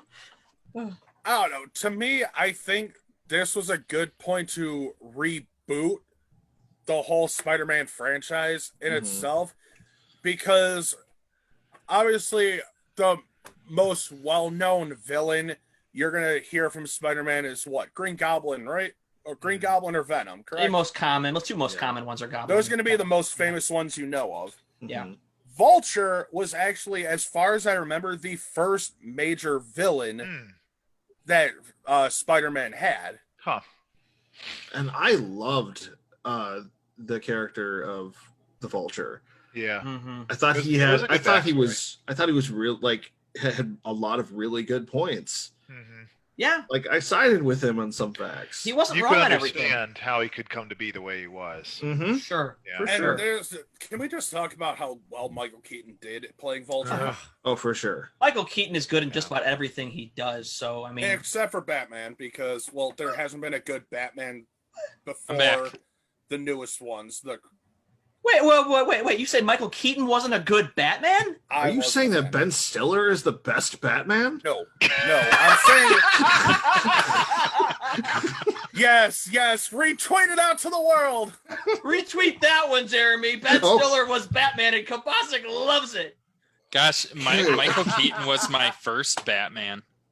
Michael Keaton was my first Batman too. No, I personally don't think he was a great Batman. He was a good Batman. I mean, But he he was no wasn't George great. Clooney. I had George Clooney as my first Batman, and I am still having nightmares. That's the nipple suit, right? That's the suit with nipples. The nipple suit where no Batman head nipples. movement, where it's just a full body movement to turn. My favorite was Christian Bale, Well, those movies are hard to top. and that's only Batman because grounded in the real was. world. That's only because the Dark Horse comic Batmans were so well done. Yeah. My I favorite don't disagree with Batman is the Arkham video games Batman. Huh. And I believe it's Oh, yeah, voiced by Adam Ford. It's just like Yeah, how my the other- favorite Joker reiteration, it will always be the cartoon because Yeah. Mark Hamill. Hamill. Yeah. Yeah. And that's the Joker in those Batmans too. So it all Exactly. comes together. Yeah, I mean, Okay. no question. But anyway, about so Back to let's Homecoming. go back to Homecoming. Hey, this is why the podcasts are so long, is because we give ourselves the ability to just kind of trail off. Go off on tangents. That's okay. That's So nothing wrong with that. Homecoming, Michael Keaton, I've said it before. This is the beginning of a new era of well-written villains that you can empathize with, where you're like, yeah, they're wrong, but They I have get good it. points. Like, I see where you're coming from. Yeah. Hmm. I'm very excited Yeah, I to see agree. Far From Home. I was about to say I'm very So excited for the good. sequel, but it already exists. So It is so good. I'll tell you, Dan, you're gonna love the cliffhanger at the end of Far From Home. It just I love Great Jake bookend. Gyllenhaal too. Yeah. great bookend of Phase 3. It's perfect. Cool. But I there's a couple of villains I'm hoping they really go more in depth with at some point, like Chameleon. Mhm. I was a huge fan of. I want to see a new reiteration of Doc Ock. Yeah, I want to Well- see the whole Sinister Six. You guys know that it was supposed to come out this year, but the Morbius movie that Jared Leto's playing, that is going to be part of the Marvel Universe, because in the trailer for it, you do see him associate with Michael Keaton from Homecoming. Oh, really? Okay, so Mhm. I was And- wondering how connected that was. I thought it was a Mhm. new like villains. And Oh, and- I know I'm probably in the minority here. One villain Mhm. I'm waiting to see pop up into the MCU, especially with them going the route they are with Spider-Man now. Mhm. I want to see Kraven the Hunter. See, I don't even know that one. That would be interesting. I mean, What could you talk about I that could one, see Jason? that. I don't know it. Yeah. Let me pull up some of his info real quick. He was a good point in a lot of like the cartoon show that they did back in the day. Hmm. Let's see here. Let me pull up his info. While he finds that, I do want to mention too that Tom Hardy's Venom is now in the continuity of the universe as well. Okay. It's interesting. I had such affection for Venom because Spider-Man was probably the comic I engaged with the most, but not even through conventional means, like a few comics here and there. But I had the Spider-Man coloring book that was essentially the comics that you colored in. Yeah, I remember those. And then Pogs, I had a bunch of Spider-Man Pogs. And then I think there was a cartoon show that I watched when I was younger. Yeah, there was an animated series out then. But like, this is the big thing about Craven, actually, now that I found it out. He was one of Spider-Man's most long-standing and longest-running arch enemies. Okay. He is a really sadistic and maniacal big game hunter whose biggest point in trying to defeat Spider-Man was to prove he was the greatest hunter in the world.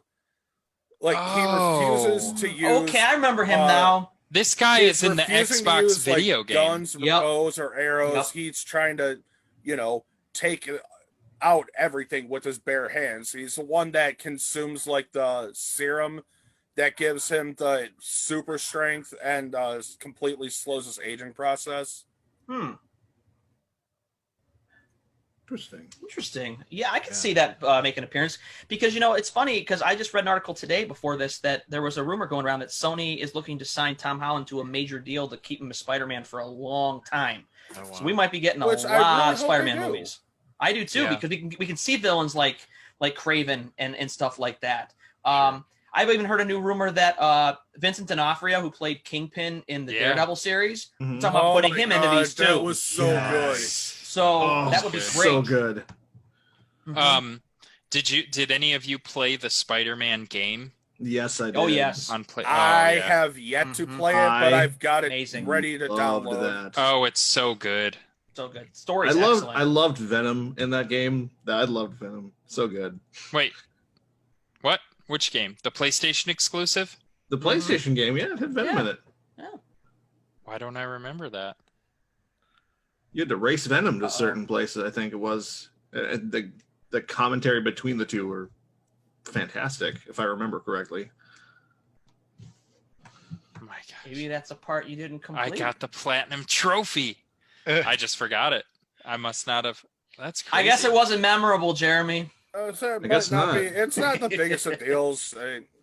Hell, I forget a lot of that stuff from time to time. I still haven't seen the new Venom movie. I need to go really? I need to go see that. It's good, but in a way that cheesy films are good. Yeah, it's not as grounded as you think it would be. It's the hallmark of Marvel.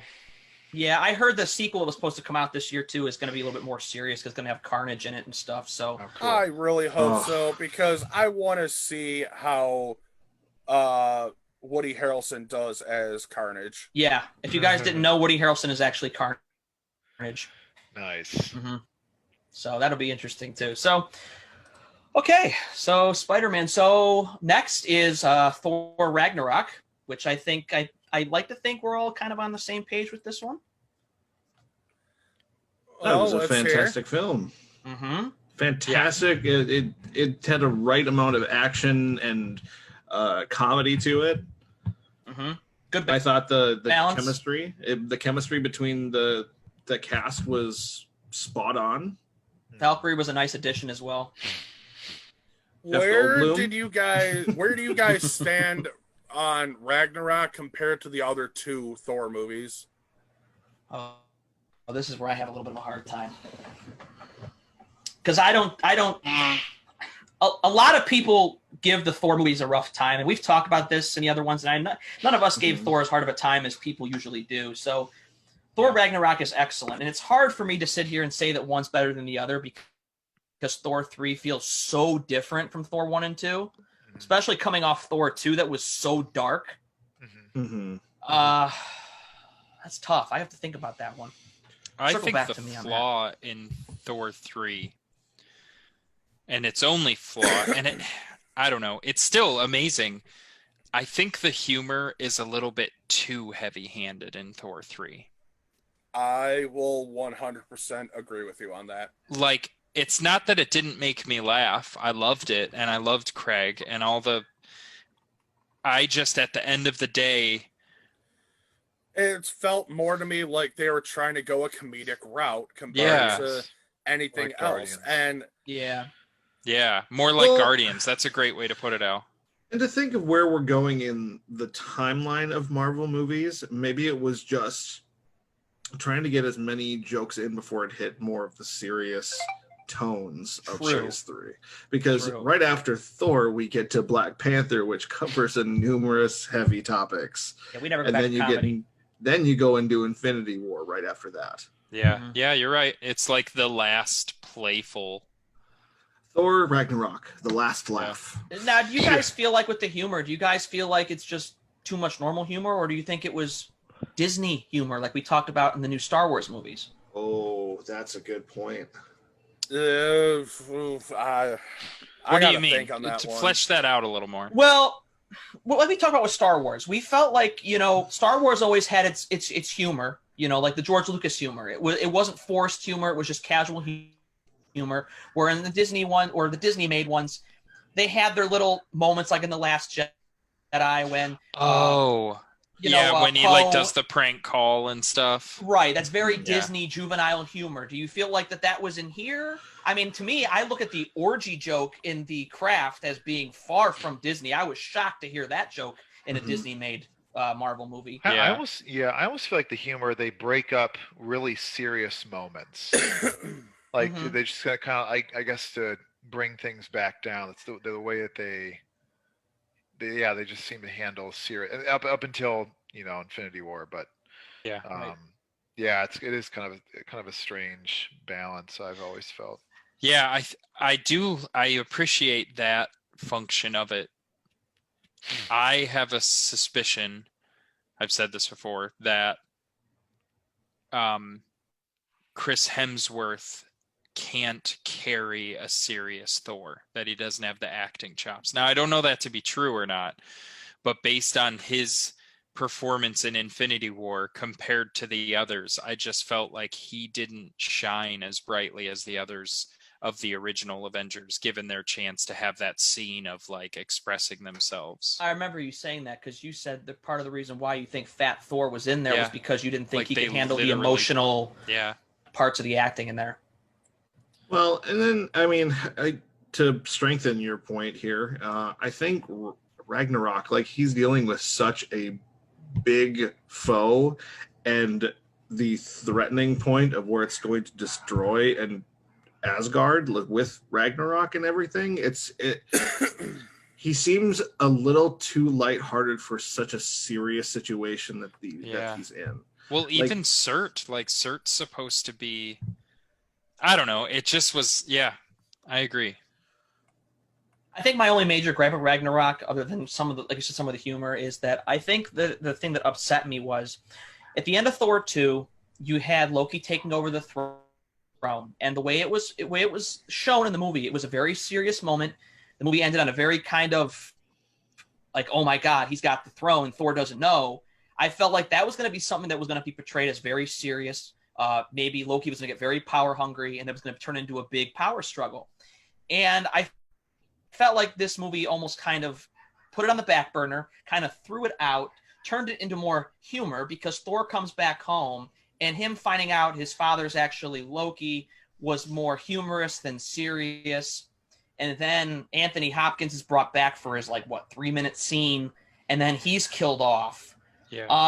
To me, it just felt like, I like the director and what he did. What was his name? Taika Waititi, which was Taika also doing the Waititi, next yeah. one. He wanted to do a more humorous Thor, and I appreciate that. And don't get me wrong, I love Ragnarok from what it did, but I just felt like he looked at the dark world and said, "Oh, I got to resolve these things, but I don't want to make it more of a thing of in this movie. So I want to do my own thing. So I'm going to rush these things out. I'm going to do them quickly, not make them emotionally complex, and be done with it." That's Yeah. what it felt like to me. Yeah. And that kind Well, of upset and me. to Alistair's point, it is balanced against the revelation that yet another, government ruling organization was self-serving and at one point corrupted. I actually Mhm. thought this, like you said, Jeremy, this is like the last laugh where you figure out that even Asgard was, tarnished and corrupt and in some sense, I mean, a terror to the realm before the rewriting of the history. I mean, even Asgard's responsibility is to keep peace throughout the 9 realms, and now without Asgard, it will just descend into chaos once again. Yeah. Yeah. So I don't know what else we could really do about that. Love and Thunder. Gosh, that title. We know how Alex feels about that title. We got into that one. He's I do over love there. knowing where things start with Infinity War. I think that they did such a good job of setting up the beginning of Infinity War with such a glorious ending to Ragnarok, and then just cutting it completely short. Well, you know what's funny about the ending of Ragnarok? It just made it such a you just felt the weight of it because of how they ended Ragnarok. Yeah, sure. Yeah. Yeah, the fun thing about Ragnarok too is like you look at the ending too, and the ending is it's not like full on depressing. I mean, Thor lost his home and his whole family, his whole race of people are on the run looking for a new home. But where we go from here with the next time we see them being the beginning of Infinity War, my jaw dropped because we go from the there's hope, we'll find a new home to Asgard's its people. Well, then Asgard's gone. Yeah, half the people wiped out by Thanos. Yep. Well, that's not true. They have their little Nordic settlement on Earth. Oh, jeez. There's 10 of them left, Al. They just need to populate very quickly. 10 children families. It's a really big problem for me now that I'm really kind of thinking about it. It's just like, okay, Asgard is just now kind of in shambles. There's nothing much left of it besides the history and all empires fall. Yeah. Yeah. So as a villain, this is another villain that I just loved. I loved Cate Blanchett. Oh, God, for sure. I think she's good in anything, her portrayal of Hela did was an really good. amazing job as Hela. Yeah. Mm-hmm. Mm-hmm. Again, somebody else I couldn't picture playing that part other than her. She just played it perfectly. Mm-hmm. Agreed. So, okay. Jeff Goldblum was a nice touch in that movie, too. Oh, I forgot Jeff Goldblum. Yes.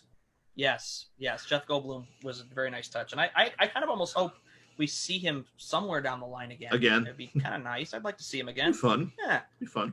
Yeah. Yeah, he was a good character. I thought no, go ahead. Oh, I thought the fight scene between Thor and Hulk was pretty fantastic too. Awesome. Yeah. It was great. To see the Hulk in like gladiator armor was the least thing I expected. Just like, Listen, I was kind of expecting it, but at the same time, I was also expecting Worldbreaker Hulk from that, which was arguably the strongest of all the Hulk variations. Also a Thanos killer. Was that the one that Loki separated Banner and Hulk? Is that Worldbreaker Hulk? I believe so.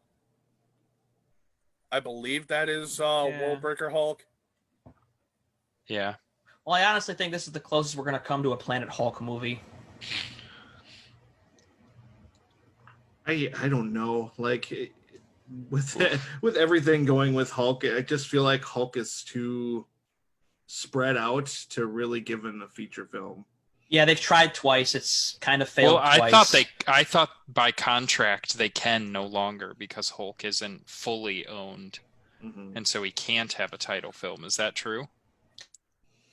There's a rights holdup. I think Universal still somehow owns some of the property, and unlike the Sony deal with Marvel with Spider-Man, I don't think Universal's willing to give it up. I think almost like maybe Universal's holding out for like when Marvel's done that they might try to make their own again. I don't know if that's their plan, but it's like you've tried twice. I don't think Oh, The I third don't time's know gonna be the how charm. feel I don't about think Ruffalo's this. gonna last that long.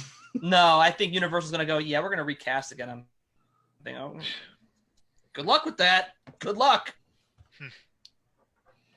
Oh no, I personally am still gonna hold on to hope that Marvel and whoever else pulls their heads out their asses and brings back Edward Norton. Yeah, don't look for that to happen. I did like Edward. I'm it's gonna not gonna happen. look for that to happen, but I'm gonna still hold on to hope. I'm Hmm. with you, Jason. Yeah, I liked Edward Norton, and as much as I dislike Mark Ruffalo, the actor, like as a human, I really yeah, like I'm his not a big Mark portrayal Ruffalo of fan Hulk. either, but yeah, his Hulk's good. I can't say I dislike. And the thing that bothers me too about the Hulks is because Ruffalo and Norton's Hulk just feels totally different from each other, which is why again the Incredible Hulk feels like it's not a part of this because I feel like Right. they're two different Bruce Banners. Yeah. Yeah. Yeah. Well, and they are. Yeah. That's multiverse right there. Ooh. One Well, that's one slight way Edward change. Norton could come back. I think You know? I think the Hulk Alright, I think the Hulk alright. and Iron Man 3 could both be counted as MCU alternate universes. MCU 2. That's fair. MCU 2. Yeah, there you go. So here we are, 2 hours. All right. Black All right. Panther. I know it took 2 hours, but we're to Black Panther, and It's worth it. Yeah, and we should definitely mention that we have lost our Black Panther, and Yeah. There's talk Chadwick about Boseman. CGIing him in a little bit into Black Panther 2. I'm sure they would have talked with the I team. did read that. I did Mhm. see that too about them CGIing in Chadwick Boseman a little bit in this film, but it's just so sad to hear this happening and how hidden that he kept this diagnosis. Yeah, Like, that's the no pretty one shocking had part. any idea. Yeah. Especially in Hollywood today. I mean, usually, the media knows everything, and just the fact that he kept this thing so secret from the media, and even people like that worked with him in Marvel films, they said they didn't know either. Like nobody knew. Respect that. Mm-hmm. Yeah. God, it was hard getting that news. Shocking. I think it's shocking. Doesn't even cover it. It It's really was a shock to the system. just Have you guys seen his commencement speech at Howard that he I have gave in not. 2018? Mm-mm. I didn't know. Oh, It's worth a look, I'd say. It's funny because I didn't hear about it when he gave it, but I was listening to a radio broadcast about him as an actor and how he took the disease and was so private about it, and how he was filming while he was getting treatment, like chemotherapy and everything. And they mentioned just about him and his personal life, and that this speech was pretty cool. So I'd recommend Check it. that out. Yeah, he ended up being, I know, based upon a lot of things I read from different people and stories about him, and just how inspirational he was, to a lot of people, and the fact too that he got to play two big parts that ended up becoming big parts of Black culture for them, because he played Jackie Robinson in 41. Oh, that And then, movie was so good. 42 though, right? and- Yeah, 42, yeah, 42, and Black Panther, that was so big for the Black community, I know, because of he was the first Black superhero that was on the big screen, and that was really important to them. And he was very emotional with that, it seemed like, and he was very proud of it. And he did a lot of good. He was very inspirational, and I'm sure that a commencement speech is just another long line of inspirational things that he probably said and did. And Yeah. it's just really upsetting, and I just still can't believe it. It's still pretty shocking. So young. I mean, I did not know that he was in his obviously 40s. with that, we here at the LCA Entertainment Reviews community would like to extend our well wishes and condolences to the Boseman family. Absolutely. You're here. All right, but anyway, let's get into the film itself. I thought Yeah. Killmonger was one of the most complex villains in the entirety of the MCU. Mhm. To come from Yeah. the history, it's mind-boggling to think that he pulled it off the way he did. to go from, you know, a soldier to the bi-ritual king of Wakanda in such a short amount of time. Yeah, agreed. I mean, and I was shocked too to see Michael B. Jordan, because every role we've seen him in before this movie, he's always playing the good guy. You know, he's always playing the good guy, and to see him play this ruthless, you know, take no prisoners type of villain, I was floored by his performance. Yeah. Hands down. This was easily one of my favorite films throughout the entire MCU saga at this point. Oh, and you guys also know too that that Shuri is supposed to be becoming the next Black Panther now. They said that she will become the next Black Panther. Oh, I hadn't heard that. Awesome. Whenever they I decide to make it, that is. I think that's the right move. Which falls in line with the comics too, because I don't know when exactly it was that the transition happened, but it was Shuri that took over the Black Panther mantle Cool. from T'Challa. Just happening earlier than expected. Yeah. Let's see how that goes.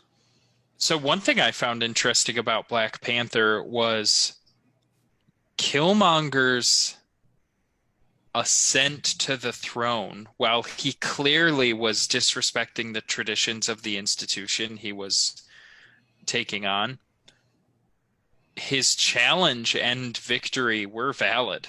Yes, they were. And so I found that a really interesting element of the film, that these people would, you know, be the victims of the system that they were under. It was just interesting. Like, some of the characters were like, he's the king now. I'm part of the king's guard. Like, I don't have a choice here. But in terms of movie magic, he was still a very clear-cut villain that we were like, well, they should, you know, they should deny his ascendancy to the throne. But I couldn't help but think, you know, it's just very interesting that in real life, that would be a very challenging position to be in as part of that monarchical system, you know? Going back to your Civil War argument that no society is incorruptible. Yeah. I mean, what? Sorry. Did Yeah. that slip? Well, right. And I mean, that's yet again another institution in the Marvel Cinematic Universe. Yeah, Marvel just kicks it in the side over and over again, doesn't it? Yeah. Yeah. That is You know, true. yeah. I liked a lot about Black Panther, but it is lower on my list. It's not one of my favorites. One thing I found was really interesting is the meta jokes really pulled me out of the immersiveness. I guess I should explain that. So in Guardians 1 and 2, they do meta jokes through Star-Lord, through music mostly. They do meta jokes through Tom Holland as Spider-Man, through like his pop culture references. But the three times, I think it was when Shuri was like, "What are those?" And then the other time where they talked about whipping their hair back and forth, it felt like they were supposed to make Shuri feel cutting edge. But because of the nature of filming, like, her meme culture moves so quickly that she was already like 2 years behind by the time the movie came out. So those jokes, I feel like, just ended up dating. I felt so bad because I couldn't help but facepalm with those jokes. It just like, okay, you couldn't make a different joke that like even shoot one slightly a week better? before the movie comes out. But that's the nature. Like, you just can't keep up with Sure. with internet memes. Marvel trying to dive into meme culture. As we do a retrospective on the movie 2 years later. Yeah. But anything major of note in Black Panther? I mean, it sets up well for the, the major setting in Infinity War. Yeah. Pretty much, yeah. Without it, we don't really have that part of it. But Mm-hmm. okay, well then I guess that's the perfect way to transition finally into the last part of part one, Avengers: Infinity War. One of my all-time favorite Marvel movies, I gotta say. I thought we were doing Infinity War and Endgame together in the next one. I mean, we could do that. I mean, what do you guys think on that? My only thought is we're 2 hours in and just about to break the seal on Infinity War. That feels I like had kind it of a could- feeling that might be an issue. You do Yeah. have a point there. Mm-hmm. Yeah, I don't because think Infinity it would War, I get feel the like time cannot it be rushed. deserves. Yeah. I agree. We don't wanna agree. rush it. I even think felt like that's- we rushed Black Panther. Yeah, just a tiny bit. Yeah, just a tiny bit. Okay, so that means part two will be Infinity War, Ant-Man and the Wasp, Captain Marvel, Endgame, and finally Far From Home. Ooh, I gotta watch it. Now you better gotta get watch to it. Now you gotta watch it. Yeah. Okay. So basically, you know, the last thing we've always got to do. What's your favorite movie from Phase 3 and your worst movie from Phase 3? Well, you guys already know what my least favorite from Phase 3 is. Part 1, I mean. Yeah, part 1. Go ahead. Or Ragnarok, right, Jason? Oh, yeah, obviously. no. Yeah. Civil War, Oof. Civil War is your favorite or worst? least favorite. What's your best? That's a tough one. That really is a tough one. If we're talking about for part 1 here, hmm Mm-hmm. this one's going to be probably Black Panther. Okay. All right. Who's next? Someone else go. I can't do this. Yeah, someone else go too. It's Alistair or Dan. All right, Al, what do you got? Least favorite. Guardians 2. Favorite Black Panther. What about you, Mike? All right, I'll go. My favorite is a tie between Ragnarok and Doctor Strange. Hmm. And my least favorite is probably Black Panther. Alistair regrets. Ooh. I forgot Nah. about Doctor Strange. I would Yeah. have made that's my favorite.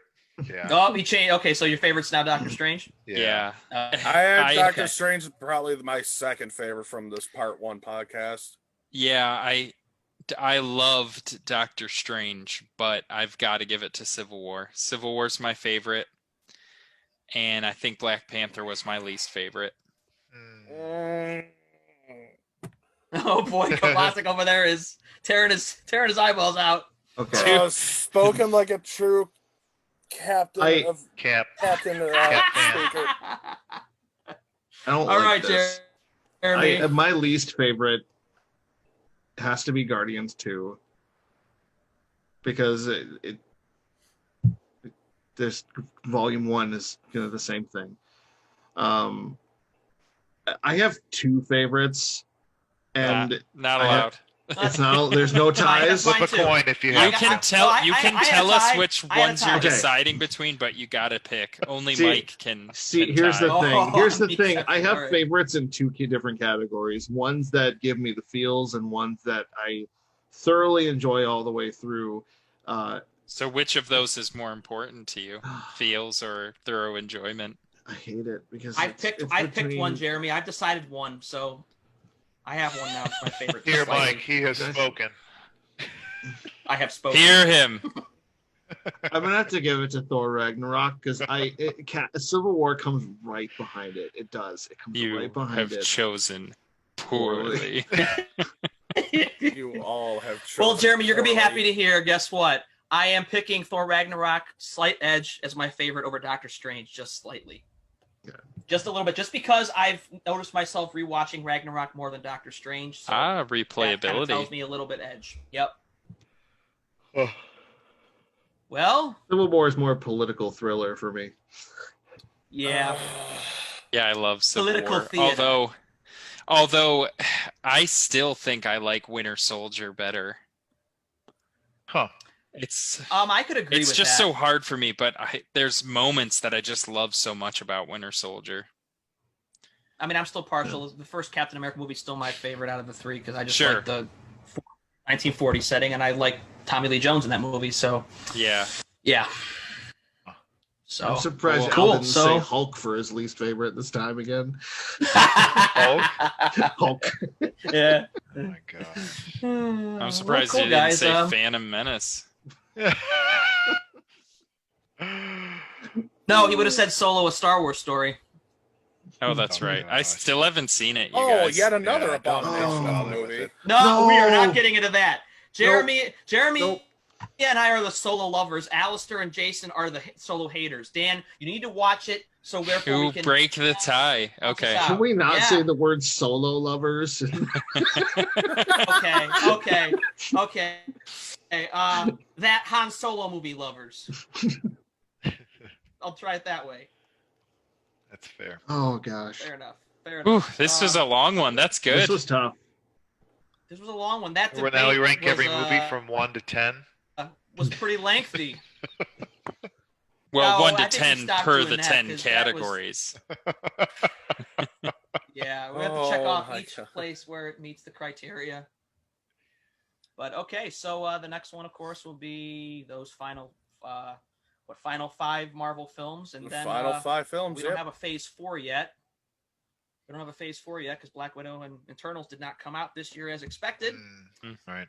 So Which obviously, we'll when see. those come out, All right, then we guys. get to get the chance to finally watch them. We'll obviously start doing. Jeremy, you got those. to fly into Cleveland solos. so we can all whatever watch the it hell that together. is. Well, we'll see what the But cool, quarantine guys. time is with that. Tickets will be cheap. Yeah, we don't know. Yeah, tickets will be cheap. We'll just do it as a Zoom watch. We'll all just watch the movie together on Zoom. It'll be the There you go. podcast watch live stream. Nice. I Now, can there's a- illegally that's keep so my cool. phone in my pocket. That's a fun idea to think about. No recording. Like doing each movie by itself after watching it. What we should It'd be kind of do cool though to is play take it a on here and do it while we streaming watch it. device. Yeah, take a streaming device to the theater and talk about it as we watch it in the theater. With Just- everybody who's just watching it like for this the with first camera in front time. of us. Yeah. Yeah. As That- much that as, one went the way as to much piss as I people love off. that idea, I'm not okay with getting thrown out because Yeah, I am Make sure it's not. a Friday night. When I it'll am be not good at hiding that stuff. So, packed. and I will sing like a canary if I get caught. Yep. Dan, your Yeah, hair that's a good point. goofiest. You could hide it in your hair. That's true. I'll put Yeah, a well, camera yeah, like that's a right good point. here. You can hide it right in that big scraggly beard you got going on there, Alistair. Yeah. Oh yeah. Had it right in the stash. Yeah. Cool. All right. All right. Thanks to All anybody right, that watched guys. live and listening. All right, everybody. We will see you all on, well, Phase 3, Part 2 of Marvel.